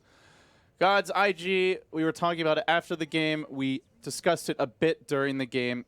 It felt like they wanted to just fight a lot early with the Undying pick, and then they kind of backed off into the split push Queen of Pain Tiny Wisp strategy. It actually was pretty close to working. I still feel like, in retrospect, and of course not really judging IG for it, but had they committed for that top melee Rex, it may well have been a different game, because then you've always got pressure away from the Roshan. Maybe they can win it through some Rat Dota, but it just didn't work out that way, and here we are, LGD up 1-0. And LGD, for them, it's like, well, They chose first pick. Game 1, it was IG choosing Radiant, and I think it's very much like we had first pick on game 1. We have a drafting formula that worked. So having choice in game 2 as well gives LGD a big advantage because as much as they maybe like Radiant and would have chosen Radiant if they had pick in game 1, they just want to go for the exact same formula. It's the same 2 bans from them, the same opening first pick, and it forces IG to mix things up and change their approach, which they're going to do. They pick Dazzle, Shadow Fiend, a lot of minus armor, and this is just, I mean, this is classic IG. When they're in trouble, when they're in a key match, they fall back on the 430 Shadow Fiend almost every single time. This is like just a classic IG move. Well, LGD, they go with what works. There was an interesting stat tweeted out today by Nahaz, which is, I think it was out of like the top 5 or 6 picks of TI, only one of them has a positive win rate, and that one is Gyrocopter, who has a ridiculous win rate. I don't know the exact number as of the most recent round of games, but it was like 13-4 coming into the day. Eternal Envy got out of control against Fnatic on one of the other streams, and yeah, the hero obviously won here, so that's 2 more wins at least notched to his belt. At some point, teams are going to look at the stats and be like, okay, why are we always focusing on the Undyings and, you know, Tusks of the world when the Gyrocopter's the one that's actually winning games for your team? But not yet. LGD get it again. Yeah. It's a really weird drafting meta right now, I think, because it's one of those things where if you ban the Gyrocopter and then they take heroes like these problematic offlaners, the Undying, the Tusk, suddenly you can't deal with it because you don't have the Gyrocopter available. Yeah. Like, what are the safe lane carries you pick against it? So when the opponent takes the Gyrocopter, it's like, well, they have Gyrocopter. Suddenly, Undying isn't that good a pick. So having first pick seems like a huge advantage right now when you can just first pick that Gyrocopter, at least for a lot of the teams going around. I mean, Cloud9, LGD, a lot of these teams really just prioritizing Gyrocopter. Maybe not in the first few games. It was more like a second pick for and the first picks were going for like your Tusks or other directions, but now, teams are definitely first picking Gyrocopter. The problem is when you ban it, it's like first pick has a huge advantage with the Undying, the Spirit Breakers, the Tusks, all these pesky offlaners who can't be punished. And maybe we'll see teams try to find heroes that are a little bit stronger and more sufficient in the laning stage, but Gyro is just the most well-rounded of the currently popular picks. So perhaps that's where teams need to dig a bit deeper, go for some less conventional picks, but for now, we enter the second stage of the draft. The clock was the follow-up for LGD, so they don't go for the Shaker this time around. They'll instead get the more sturdy and kind of standard offlaner here for Yao. Now the Dragon Knight banned out again by IG, something that maybe has played, and this time they don't have the Queen of Pain, though Shadow Fiend on his own can deal with the Dragon Knight. If there's a +1 in the mix, it gets a lot trickier. 2 defensive supports banned out, but they're by LGD. Shaker, the one big one, still available if IG really want to protect 430, but we'll see. They already have the Dazzles. That's something to keep the Shadow Fiend safe. Yeah, I'm trying to... For IG, this is where Dazzle likely be in Faith's hands as kind of that protect the Shadow Fiend if he's needed with a TP Grave, but more importantly, just zone the offlaner. curious to see what they get for Chuan. If they want to go for like a classic roaming hero like his Mirana, maybe even like a jungling Enchantress or Chen. Junglers, though, have completely fallen off and just don't seem relevant at the moment at all during TI5. And it's going to be a roaming hero, but the classic one, which is actually relevant, the Earthshaker. Well, they pick into it with the clockwork already on the board for LGD, so may give Chuan trouble, but we have seen Earthshaker games where even against the clock, if you just position right, he doesn't scout you, you can still make big plays, and you can do a lot even before that hook shot comes online. So he'll most likely be the hero mid, and that does put the Dazzle in the position of zoning the offlaner. IG still to pick up their safe lane farmer for burning, as well as the offlaner here for Luo. As for LGD, we know what Yao's going to play. We know what Sylar will be playing, so maybe his hero is an open question, as is MMY's and Xiao Wade's. Well, probably a support to come up next. Could be another Ember Spirit game. You want to fight a lot in the mid game. IG are probably going to look for that mech timing on Shadow Fiend and then kind of group up for towers, and that's where Ember Spirit kind of comes online in a good time to fight into that mech. You'll have some decent damage, and if you can maybe get a strong support duo as well to go with the Ember Spirit, it could be a viable option. Or even just a split push. If it's not going well, you always have that as a plan. Yeah, and you can fall back, delay the game, stall things out, play for the late game with your high ground defenses and Ember Spirit. Bristleback is still viable too if they want to go for another mid Bristleback. You don't really need it for the sustainability in lane against like a killing combo, but it's just a good hero that seems to suit LGD's playstyle. They love to group up, go for towers, take objectives, and well, there's your AA. Rubik, a very big possibility for LGD now, I would say, with the AA pickup. Yeah. Just so good with the chilling touch, gives them the damage he lacks, and obviously against an Earthshaker, a Dazzle, tons of big spells to steal already. this is a great AA game against Grave, Dazzle Heals, Shadow Fiend Mech. Yeah, I like the AA, and I'm even more worried about what his partner Yeah, is likely to be a here. Rubik AA Gyrocopter, that lane is just insta-win. You can aggro a tri-lane even if you want at this point. Earthshaker, in like a tri-lane versus tri-lane scenario, like, yeah, his defensive can maybe try and keep someone alive, but there's no way you can win that lane with any carry that I can see get picked by IG. So that would just be like you just dodge that lane. Well, IG now, pick number 4. Still haven't shown any cores that reveal a whole lot about the gameplay. I think Burning's hero is really the one that will tell the tale. Is this going to be more of a ganker? Is it a team fight type carry?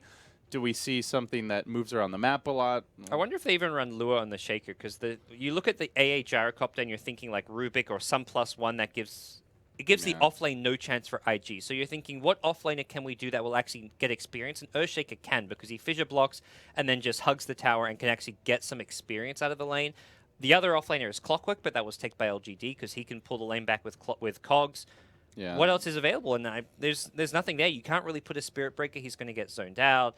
Undying will get zoned out. The only one that would have been a possibility is Tusk, who can Ice Shard the creeps, but he's already been banned long ago. So.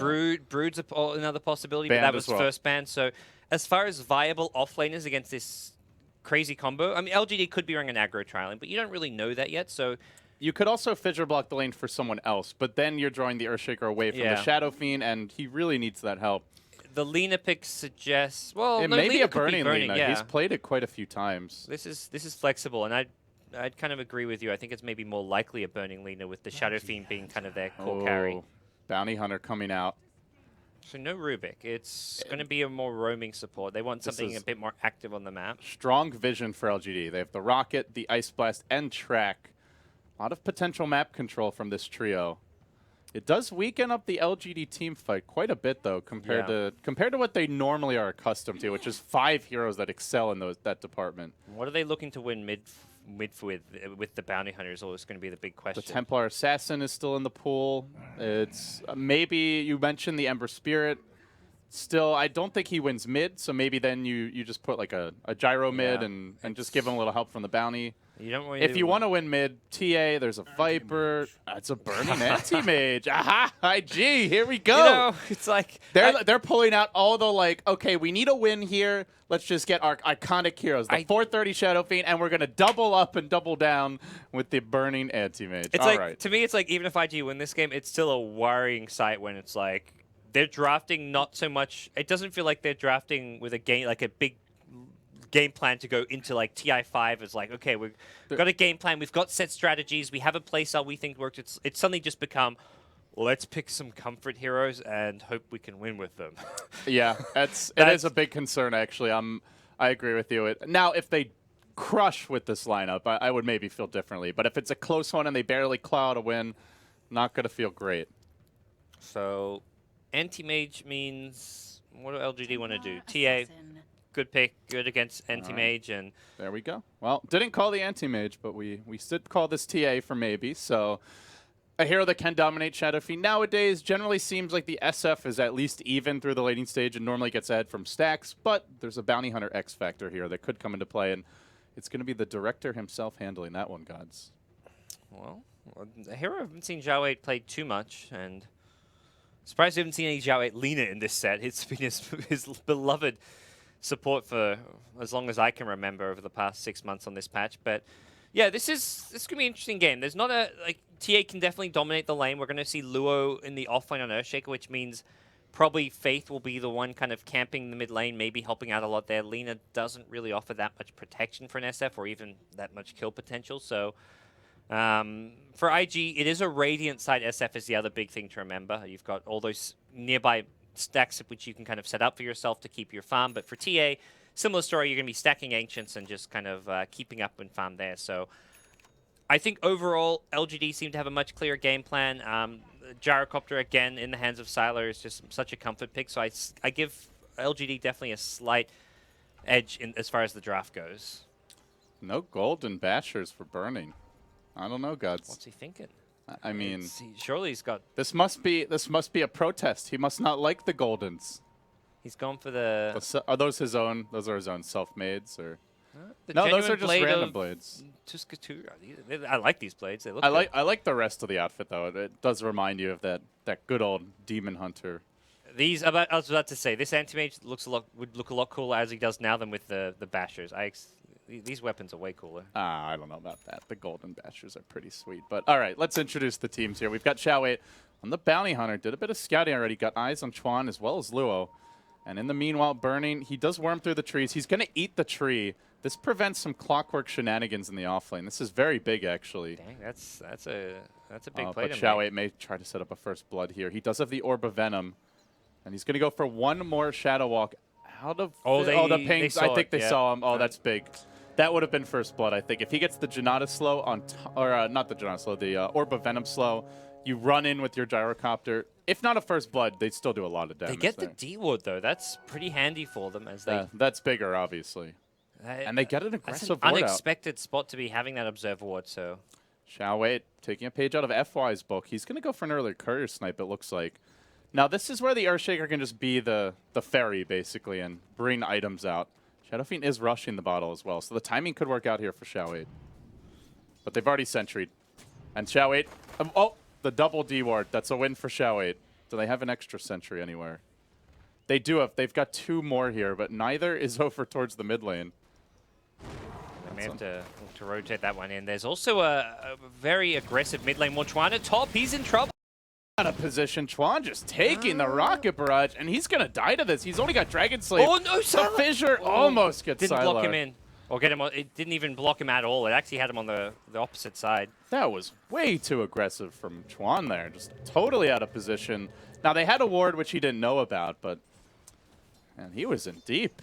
Yeah, and as a support, Lina with no boots. It was a boots first Gyrocopter, but as soon as you see that item, you just play ultra defensive in that lane. So, bit surprising to see that early kill, and I like to see Sylar go for this aggressive build. He's thinking, okay, I'm against an Earthshaker or something, and you've got a ton of zoning potential with this first item boots, and you're not going to get harassed either. Is the expectation. Let's see. Do they get the Courier Snipe? No. 430 going to walk all the way back, but he is missing out on some CS time here. There'll be a couple additional denies as maybe pulls ahead 8-4, 8 and 4, I should say, in terms of his creep score already. So breaking down the lanes, Burning getting good farm, so too is Sylar. This is a pretty potent dual lane, Gods. Earthshaker as well as Lina. Good setup. You've got nice disengage from the Shaker as long as Luo doesn't blow his fissure at the wrong moment, and shouldn't really die together until the Gyro gets his phase boots. But with the first blood, Sylar's already got one component, and then there's always the risk. The good news is there's not much HP regen in the lane because Sylar went boots first. So if you can kind of harass him a little bit whenever possible, it gives you it gives Sylar problems. He can't play aggressive if he's not seeing on the full X HP. factor. They de-warded, and they are going to go in, but Xiaowei doesn't have a point in Janata just yet. He's only level 1. Maybe with the Janata they go for that. Yeah. They wanted any harass is useful because you want to limit Chuan and Luo's kill potential here on the top lane. Earthshaker leaning out strong lane, but they can't kill the Gyro from full HP. And once they throw their spells, Gyro will just turn around and fight. They just, yeah, they throw out casual harass, fissure, Dragon Slave, get Sylar low. They recognize he's got no tangos at all, and MMY's out as well, actually. Yeah, the courier's like busy in use, helping maybe just bottle Crow here. So at some point, they're gonna have to free up that courier to maybe deliver some extra tangos towards top. Now the movement towards bottom by Xiaowei. He's been very active so far in the laning stage. He's going to swing around. Could look for Faith here, though Yao is not really ample when it comes to mana, and he doesn't even have a point in battery assault yet. He's going for the rocket build. This does limit the kill potential of this lane, almost to the point where it's not even worth going, although burning is quite low. He'll continue to zone out Yao. Still getting his levels here. Not getting a whole lot of farm. And it is a free farm anti-mage. So I think IG will be pretty happy with that. Farming the anti-mage. In terms of stacks, there's none yet for the Shadow Fiend, but wouldn't be surprised if some come soon as he gets jumped by Xiao 8 mid. Raises. No, that's not going to keep him back, but he has an Invis rune. Should be okay for now anyway. Yeah, some casual poking around Xiao 8. Doesn't look like he can get much done as far as the mid lane's concerned. He can't really get kills with just the TA, and I think top lane's probably his best bet as far as finding kills, but the Radiant Sentry Ward already being deployed there, so they have some detection for Bounty Hunter rotating up through the river, and it does kind of prevent Xiao 8 from being able to find kills too easily. Yeah, so far the Bounty Hunter pick hasn't resulted in any real kills as far as he's concerned, but he is giving them a lot of good intel. He's scouting for stacks. He's getting wards up around the map. He's now got 2 wards over towards the middle side, and it seems the Shadow Fiend is the emphasis here. They're not trying to shut down Burning early on. They really want to make sure that if 430, not maybe, if 430 tries to play too greedy in terms of the jungle, they can either gank him there or maybe even steal the stacks, and he might. He maybe can get. I think it takes 2 hits. It takes 2 hits, even with the Shadow Walk, I believe. And he's going to have to get on the way back. He sees it now with the Observe Ward. We'll see. It's going to have the speed burst, but if they get 1 hit from the TA, maybe they can go for it. I mean, the He's got the speed burst, though. Xiao 8, this is going to be a tough one, and he does not quite 3 get hits, it. actually. Okay. If that's, I think it's a, you know what, if it's a level 2 Janata or Shadow Walk, you can get that quicker. Low percentage play either Close. way. Close. If they react with the insta speed burst, you don't even get that second rank click. So at this point, Xiao 8 doesn't really have a clear place to be. I think they know there's a Radiant Sentry Ward up top because Dire, they got their Observer Ward got dewarded, so he knows he can't really gank top. The mid lane is just kind of unkillable, so he's doing what he can. He wants to maybe leech some experience at some point, but right now he's not. There's no real lane to free up. At some point, Gyrocopter, once he gets level 7, can start rotating around the map looking for kills. We've seen like aggressive, like his style of smoke with the supports into the enemy jungle, go for kills. Maybe LGD take that approach, and then the Bounty Hunter kind of takes up the safe lane, gets some experience, gets his level 6. But for now, I mean, Xiao 8 isn't really achieving too much, but it's not too big of a problem for LGD. He's getting scouting information. He's getting great vision up as well. Yeah, I'm loving these wards by Xiao 8. They see so much of the map. He is going to make a move on 430. Trap comes through. They've got a haste rune, maybe. This could be trouble. TP out. Good thing he had one, or he would have died there. They had no support inbound. Faith doesn't even have a TP, which may be a situation he wants to correct here soon. See Yao now waiting for the 6-minute rune. They're going to get a double rune spawn. Invis, immediately grab, but no mana. Really not ideal. If he had a bottle here, it would make a big difference. Yeah. So, I mean, pressuring the SF out of lane, that's an achievement there for the Bounty Hunter as well. And looking for Chuan now. Yeah. Xiao 8's making his move. The call down clips him once, and I think that's all they need. Xiao 8 comes in from the backside, tries to throw out the stun, but the rocket barrage of Sylar finishes him off. Now Luo TP's in. He could well be the next kill if he's not careful. Got to hug this tower and hold the fissure. Make sure you catch someone who's going after you under it. And it's being pinged out. Sylar going to double tango to the south. And Xiao 8 will cover his retreat. Oh, he may get this kill. No. If he has the call down, he goes for it. But now the TP, beautiful fissure block. Now Sylar has to TP, and the Lina TP a bit too slow, but the enchant totems there. Can Sylar worm his way out? There's a rotation coming from the Shadow Fiend. Luo left to the rocket barrage. He could suffer from this. Still, Shadow Fiend not quite there yet. 1 raise. He's gonna hit the double. It's not enough damage though. They get the kill. They're gonna fight Xiao 8 as well. Beautiful raises from 430. 3 in a row and 2 huge kills. All of a sudden, the Shadow Fiend mid is right back in it, dead even with Maybe's TA. You know, that's kind of some next level Earthshaker plays. He's level 3 and has a 1-1-1 build. That's unexpected. He was thinking, he saw the Earthshaker use Fissure, and he's like, okay, it's a level 3 Earthshaker. TP up. Yeah, you TP out, because he hasn't... Level 4 is normally where you get a point in Totem and Aftershock, but he went for a very... Oh, snipe to the... That's Goodbye, a fast everyone. Ice Blast. 7.5 minutes already. Whoa. MMY. Just Almost got Luo, actually, as well. He was fairly close. This is a farm day A as well, but getting that early point in the Totem as well as Aftershock, just having level 1 Fissure at level 3, yeah, securing a kill. Something unexpected for the Gyrocopter. Well, as quickly as they have that nice 2-hero kill, LGD straight back, and not only is it a highly leveled AA, but he's about to get that Midas recipe. Doesn't look like he wants to go for the Ags first. Or 30, trapped at the river, TP out, not gonna happen. Went for the rune on his own with no vision, and he pays the price. That was a risky rune to go for. And he may die again to this. Maybe now picks up a double damage rune. I believe his upgraded boots coming out. There's the treads.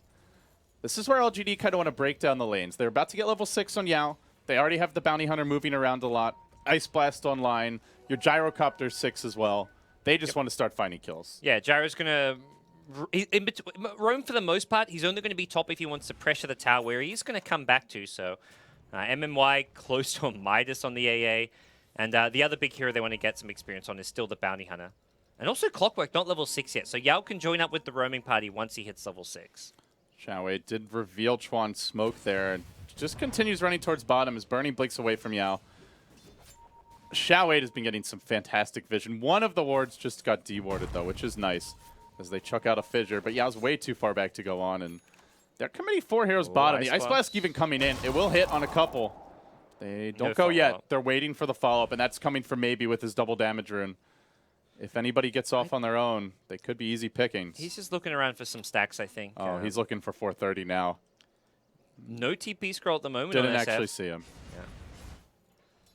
Yeah. IG are just in such a defensive posture, and LGD, they don't have to kill here, gods. They can just farm if they want, but they may go for kills. They may go on 430. Yeah, they see he has no TP, and with a DD Templar Assassin.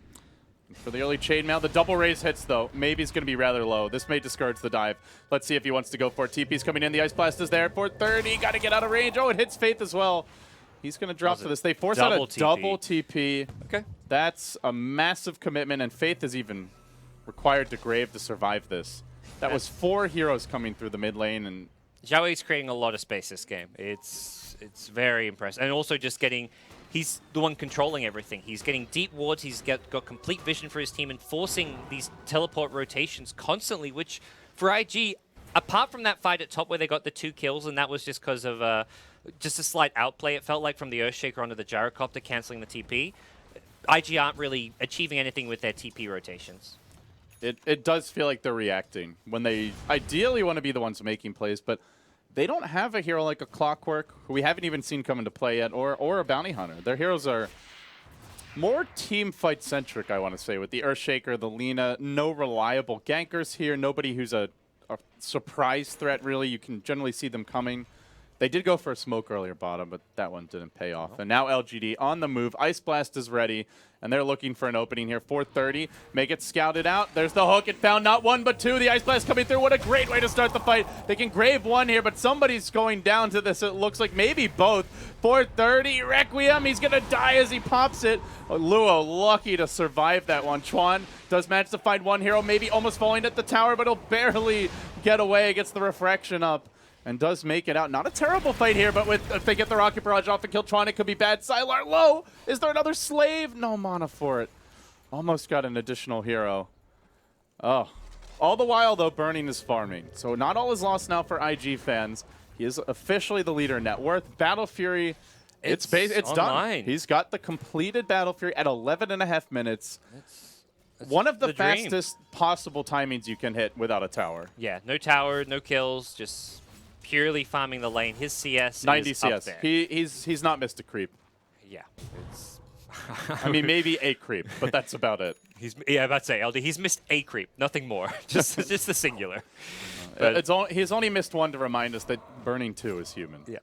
Barely. This guy is Mr. Anti-Mage for a reason, and well, IG, there's still hope. You've got this Anti-Mage. I like that they blocked off the TA Ancient stacks. I think it only got up to maybe a double stack before he farmed it, maybe a triple stack, but either way, he doesn't have that continued sustainable farm to kind of keep up with potentially an SF and an Anti-Mage. I'm really glad you brought that up because we saw last game it was something they didn't deal with versus the maybe Bristleback. Yeah. So IG are adjusting, and I also feel like a lot of teams have kind of forgotten about the Ancient stacks or just haven't put enough priority on it in this tournament. I distinctly recall earlier yesterday, Arteezy playing TA farmed like a quad stack uncontested with 5 heroes alive and even in the neighborhood, but they had no vision of it. So it seems like more and more we are seeing teams focus on the Ancient stacking, a lot of farming at this stage of the game where that had fallen off for a while, and the heroes that are great at clearing them are back in vogue. So definitely something teams want to keep an eye on. Zhao 8, by the way, now hits level 6. He just spent some time in the bottom lane getting some experience for himself, and this is going to give LGD kind of another boost in where they are They'd love right to now. kill Burning right now, but they need more than just the bounty. Yeah. It's not enough. Probably not a possible kill with even with an Ice Blast. Maybe a Clockwork Hook. I mean, they're bringing a lot of heroes here. They're committing to this.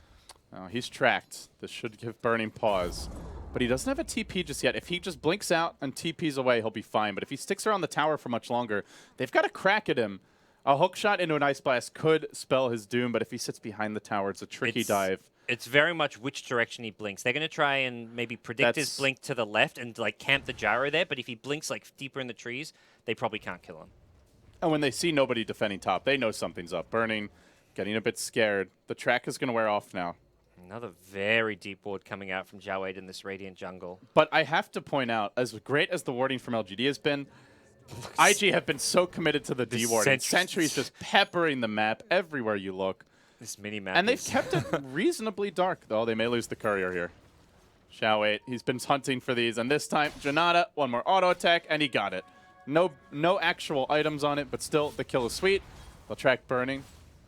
Don't think these 3 can kill him. Clockwork's already rotated towards top, so they may be focusing their efforts towards top lane and taking a fight They there. scared him out, though. They scared Burning away as soon as he TP's And now mid. they're TPing top. And now they're Hook shot going in. with the hook shot onto 430. The Ice Blast coming through. He does end up getting clipped by it with maybe looking for the follow-up damage. 430 will drop again.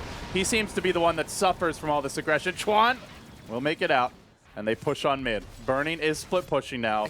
This should be a tier 1 down mid. That's not a terrible fight, honestly. The Shadow Fiend dies. He spent his gold. Yule Scepter almost complete, which he goes back for. He opted not to complete a mech.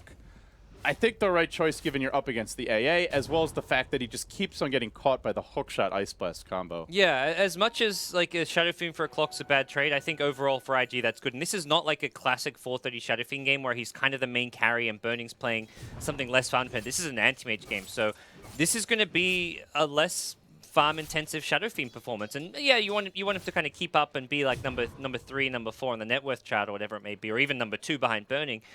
But it's less important for him to like stay alive and snowball out of control. It's all about creating space for the Anti-Mage. So in that scenario, Anti-Mage gets a tower, gets a ton of space, hits level 11. That's pretty. I think IG will be pretty satisfied. The Yule Scepter has been picked up now. Man, I feel like it's been a while since we've seen one. Partially because there are less Ancient Apparition picks, so the mech's almost always good, but I also just think teams have been using Shadow Fiend more as a team fighter, and this could be your first Requiem bomb. Zhao 8 takes it in the face, and he'll drop to the AoE damage. Gives 430 his level 11. Happy to collect that kill. But now Chuan top lane has to be careful. Yao getting caught. Laguna, not enough. He's going to get hooked, and Chuan is going to be left for the Wolves, and the Wolves are hungry. They'll take him down. A 1-for-1 around the map, a bounty hunter for Alina. And meanwhile, a tower bottom. A tower bottom and top. Yeah, top gets denied, but it's still map control going the way of IG. And Burning should definitely commit for this, and he'll stick around. Yeah. There was TP's top from LGD, so they can't really get bottom as well. And, well, it's just a bounty TPing. This is like, Burning's like, okay. Nice track, bro. Yeah, I'll take that and just come blink on you. And, yeah, there we go. Give him some some mana break. Now's around the time where his spidey senses will start tingling. He sees the trap, and he gets out. So let's talk about the Templar Assassin maybe, Gods. Are we going to see the Deso rush again this game? He does pick up the early Mithril Hammer. He's exactly completed. Deso Blink, standard. Deso Blink BKB, that's pretty much as standard it's going to get. And it seems like the new standard here. The Blink first does not seem to be nearly as popular And now. some games, maybe you don't get the BKB if you have the defensive support. You have like a Dazzle on your team. You have teammates who can heal you up, solo crest you, whatever it may be. But especially a team like LGD will very often go for the BKB. A lot of and towers. Against these heroes A lot of towers dropping early this game without contest. That will be the 5th tower down around the map. As IG make their move into the LGD jungle, farming the enemy neutrals, and with the Deso complete, does seem like LGD are going to have eyes on Roche relatively soon. They see Luo now walking right over a Templar Assassin trap and even marches towards mid. They're wrapping around. Xiao8 looking to get the backstab on him, throws out the track. I think, like last game, very hard for IG to take a team fight. It's going to require Antimate to get a lot more farm before they reach that point, so probably not going to see IG group up to try and contest Roshan. If anything, they'll look for a trade for a tier 2 tower, or at least a lot of just lanes pushed out. It's just, I mean, TA's in the Roche pit now, just soloing Roche. Chuan again, he's the victim here. Ice Blast, hook, and dead. Not much he can do.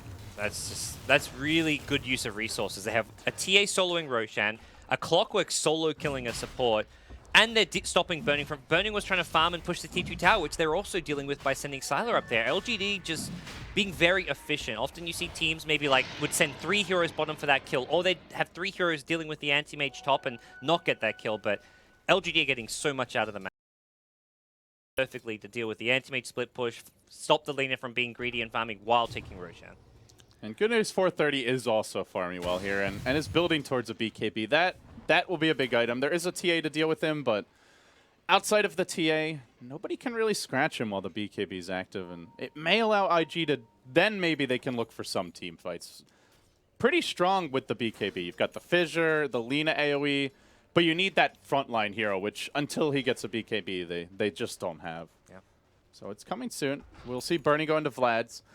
This seems to be the build now. There's no more Manta early on, and it used to be like the Battle Fury into Vlad's was kind of a niche build, but nowadays it feels like this is just what everybody wants. Split push. You don't really pick AM ever to fight early and just focus on your economy as much as possible. You farm so much faster, and you can't actually sustain your mana pool with Blink Spam without the Vlad, so it just synergizes so nicely with just good farming efficiency.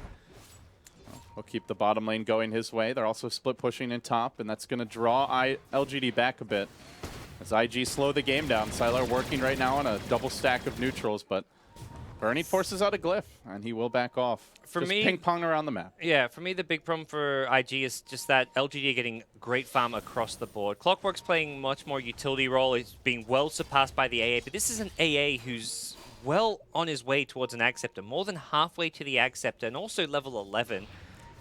Bounty Hunter's working on a mech already for the team. They're going to just reach this scary point where IG, yeah, you've got to farm Shadow Fiend with a BKB and an Anti-Mage with a Manta Style and all that, but you're against 5 heroes with tons of play potential. Oh, Burning, taking a beating here from Maybe. He'll have to TP out. If that Ice Blast hit him, he was dead. As Faith and Xiao8 engage, they hook. They do isolate Faith. Can he get off the grave in time? Yes, sir, but can he make his way out of this one is the question. Luo throws out a Fissure. It's not the Fissure they were looking for. That's a 2-hero track kill. And LGD continue to just pick apart these squishy and delicious IG backline heroes.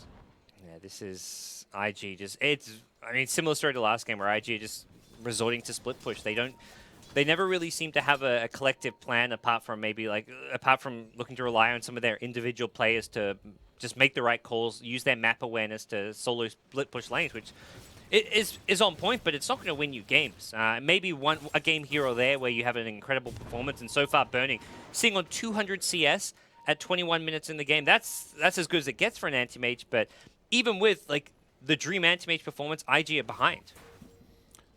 And with track gold, no matter how much he farms, one bad fight is going to cost his team mightily.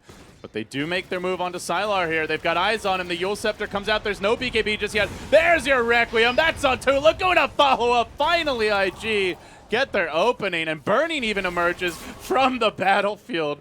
Finds an additional kill with the Mana Void. IG strike with Hammer.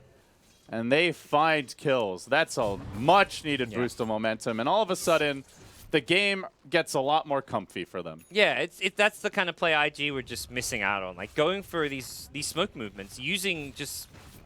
SF didn't even have a BKB is the thing there, and they can make a play like that happen. Clockwork almost got close enough with the Battery Assault to cancel the Requiem, which could have maybe made that fight go very differently, but ultimately IG need to take more chances and just not play this kind of passive defensive style, which isn't really working for them. I mean, LGD play, like LGD, the stereotype's always that they're defensive, but they're always very objective-based. IG are defensive with no real objectives in mind.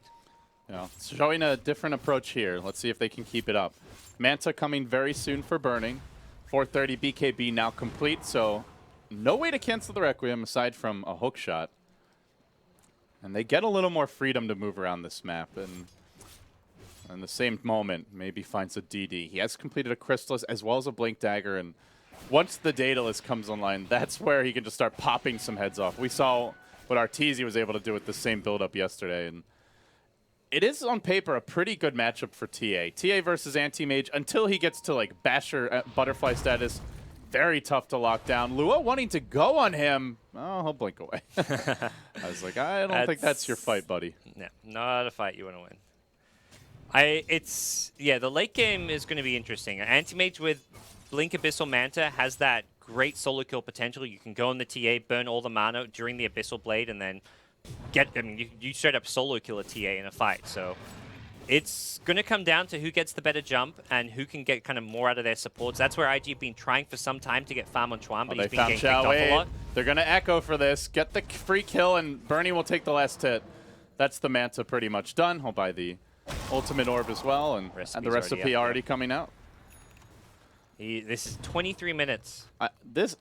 It may not be a record on Anti-Mage, but considering that he's basically just been farming all game, that's as impressive as it gets. Over 10 CS a minute already. Yeah, he's about to hit like you said, GPM. the dream Anti-Mage game. If this isn't enough for IG to win, then I don't know what is.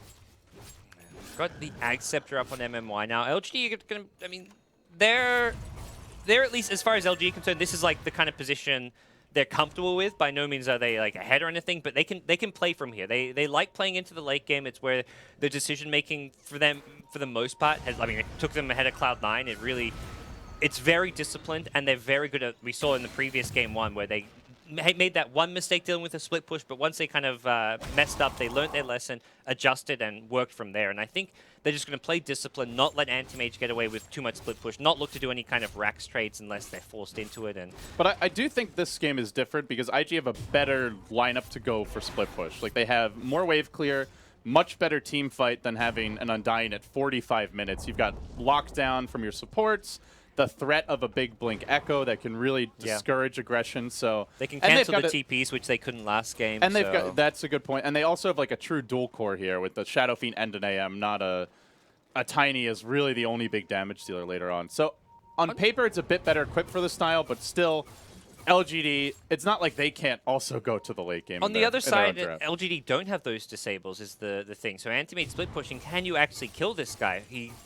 Maybe it's a late game Hex or Abyssal for the TA. Or the Bounty Hunter Hex. We saw that the other day. But that's a long way off. So Bounty got the Headdress, then went back for a Staff of Wizardry. Maybe a full Staff. We'll have to wait and see. Yule Scepter. But definitely not a Dagon at this point. That's way too late for that. That's not. It doesn't give anything against SF or Anti-Mage who are the problem here. So probably full Staff. But yeah, for LGD, they don't have that good catch potential, and Anti-Mage split pushing is somewhat invulnerable until they get a Hex, Abyssal, and Clockwork can hook in, try and disable them a bit longer with the Cogs push, but you can see Burning certainly feels invincible.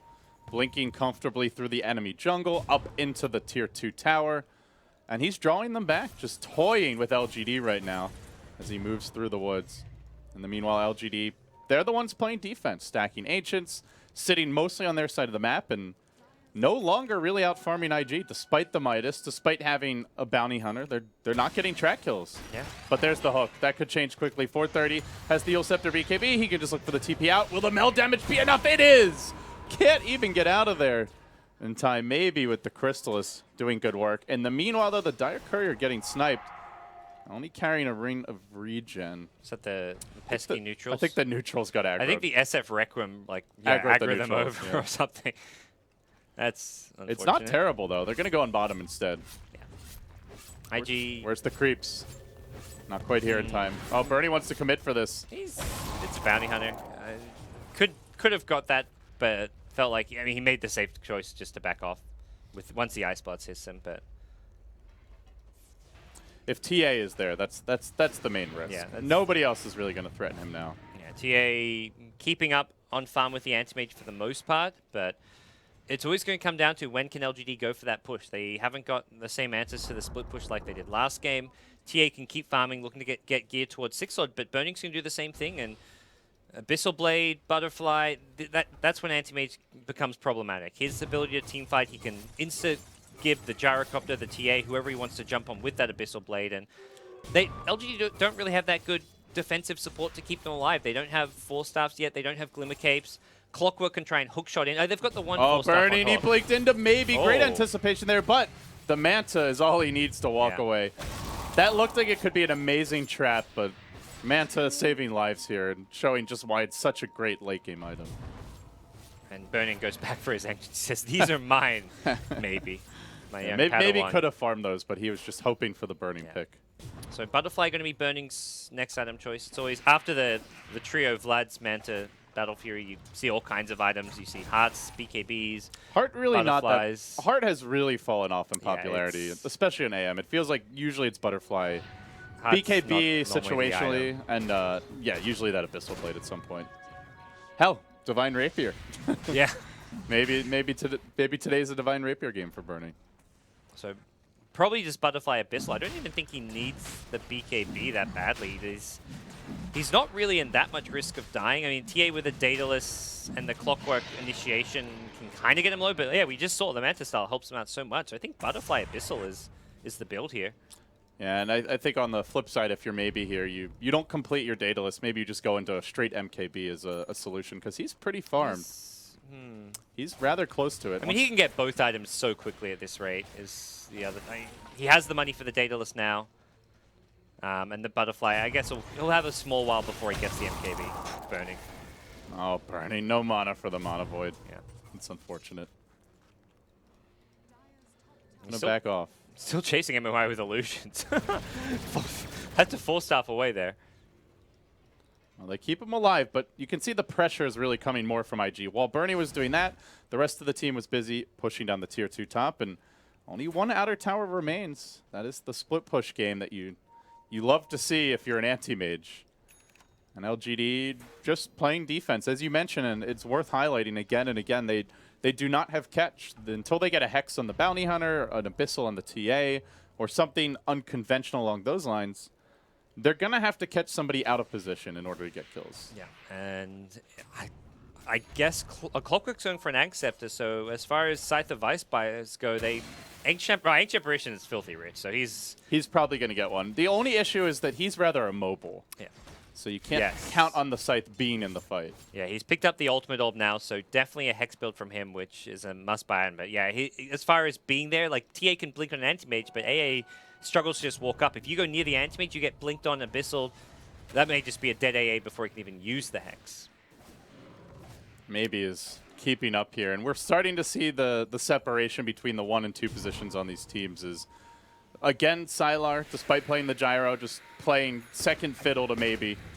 Yeah, this has been a slow game for Sylar. Like, he tried to rotate early off the lane a little bit, didn't get too much done, and hasn't kept up whatsoever. I guess the Ancients have been going the way of the TA, but they have not been able to really create room for Sylar to get much farm on the map. It partially seems deliberate by the team that Sylar is not really the old Sylar. Oh, Luo, trapped, has no Force Staff, and with the hook, the track coming in, that's 3 heroes. Maybe says, thank you very much, I'll take the last hit. And it's going to be split push time if you're the anti-mage. Yeah, last game LGD were grouping up, trying to deal with the split push and then group up and go for pushes. But this time around, LGD, because they don't have the ability to really 5-man push or deal with burning split pushing, they have to just play much more defensively. It is a very different game to last game because of that. And the game plan is to just go for track kills where possible. Bounty Hunters scout the map, try find pickoffs, and TA and Gyrocopter just need to keep on farming, keep on gearing up towards that 6-slotted late game status. You want a Daedalus plus MKB on TA. You want Gyrocopter to get MKB and more. Like, he needs a Butterfly as well. This is going to be a long, slow road for Sylar to kind of reach a state where LGD can win this game, it feels like. Maybe that's where the Midas does come into play. This MMY farm is Yeah, he's is getting pretty out of hand. He's a solid 3K up on Chuan, and normally Lina is a much better farmer than Ancient Apparition. he's only 3K gold behind like his gyrocopter. That to me is, or maybe a bit more than that, but Yeah, the fact that's he's almost this, more impressive. It feels like he's like right behind a gyrocopter, which is like your safe lane farmer Silo. So MKB now purchased, Silo getting there, but this is still very slow, very late. And I think they go for double here. Maybe just got BOTs. Now he's cleared out an item slot, so you can always have a TP. As they find 430, a beautiful hook by Yao, then nice. pushes him right back into the waiting arms of maybe. Yao actually the one to get the last hit, but they are finding the picks, Gods, and it's starting to be enough where I think IG have to be a little uncomfortable. Sure, they've been free farming their AM, but Burning's getting close to peak anti-mage. I mean, there's a Vlad's you can replace. You can get upgraded Boots of Travel if you'd like, and one more item. But that's about it. You always need the Battle Fury for the split push. so You much, need your Manta.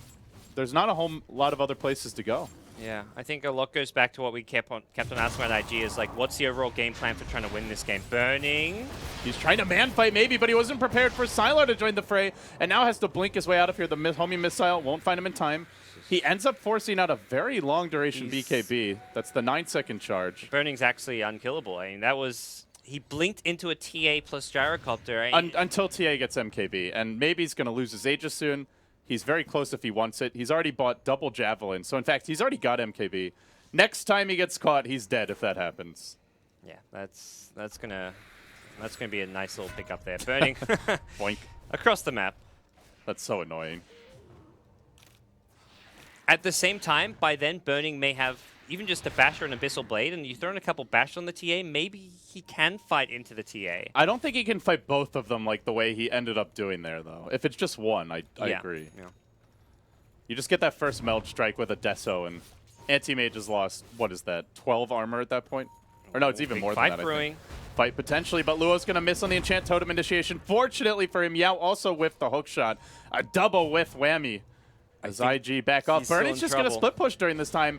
The rest of the team baiting as he just drives the creep into the tower, and he goes to work. Some excellent space created here. And yeah, sure, you've gotten the Earthshaker. It is a big track kill as well. 3 heroes at least getting gold for that, but Glyph forced out. Tower will take quite a bit of damage, and he gets out. I think LGD is still happy with the 3-hero track kill.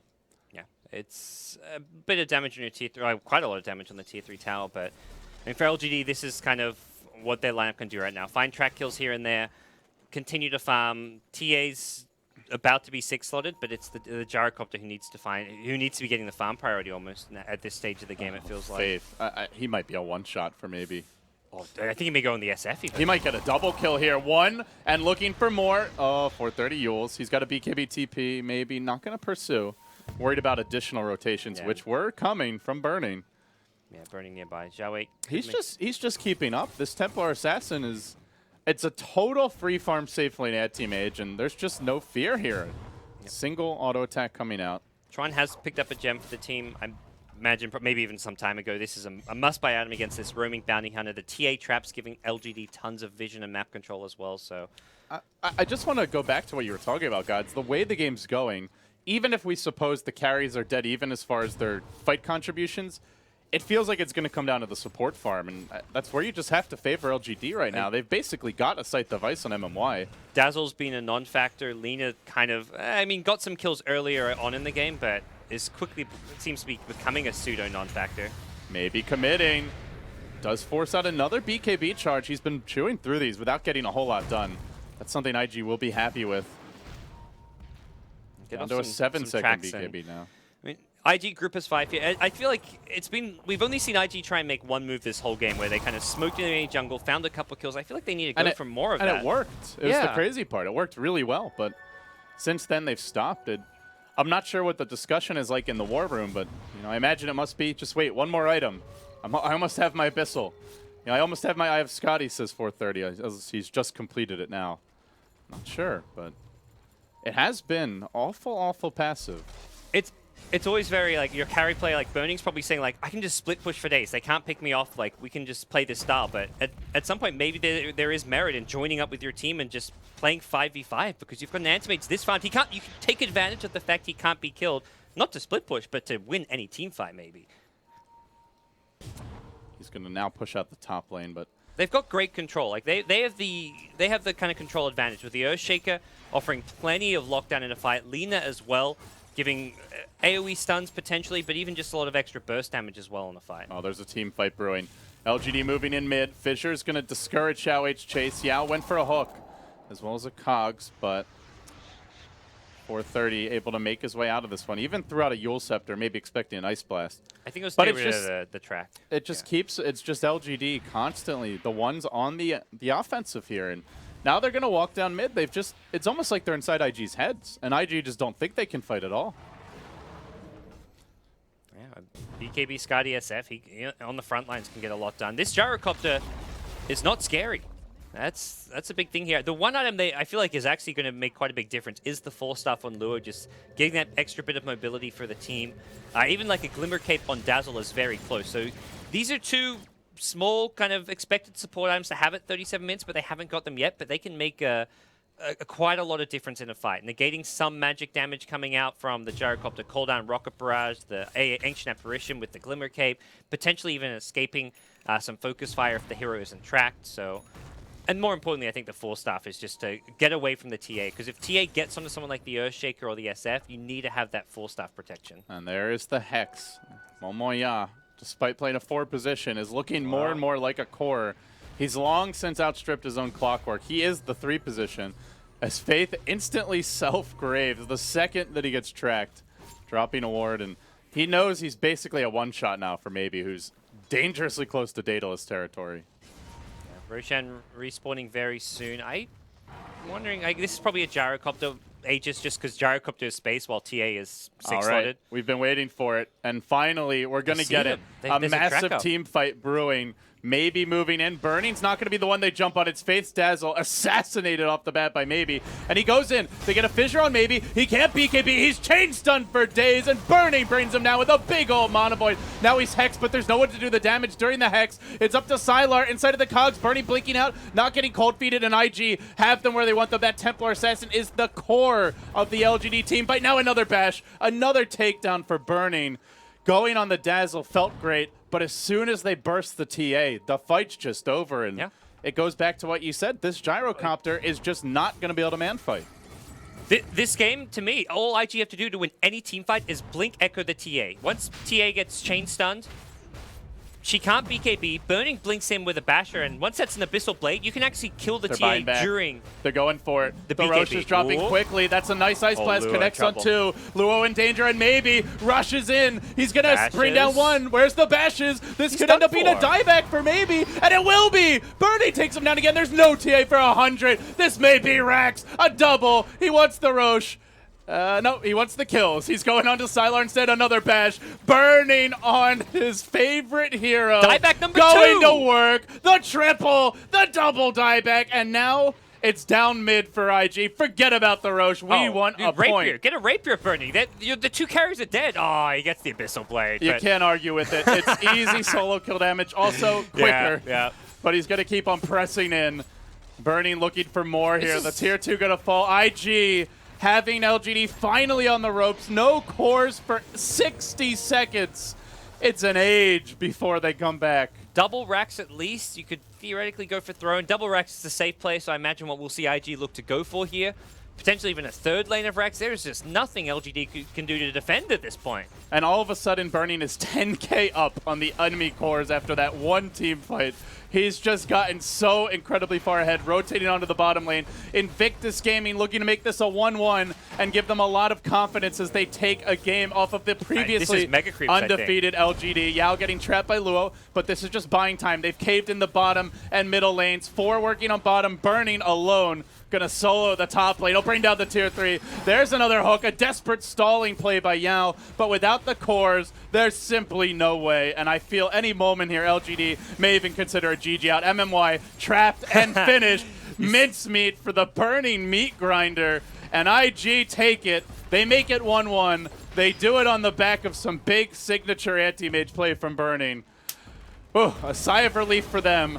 But for LGD, they're still looking great here in Group A. They've only dropped one game through the first 6. Yeah, and for IG, it's a bit of a confidence booster. They just beat the top team in this group currently. They've got tough matches ahead with Secret being in this group as well, but it's, to me, still worrying for IG. Their plan very much with this draft was very much a let's just pick the classic Burning Anti-Mage, the 430 Shadow Fiend. Let's just go to our safe go-to heroes. Let's pick 430's best hero, pick Burning's best hero, and hope things work out for the best. They did. It was shaky.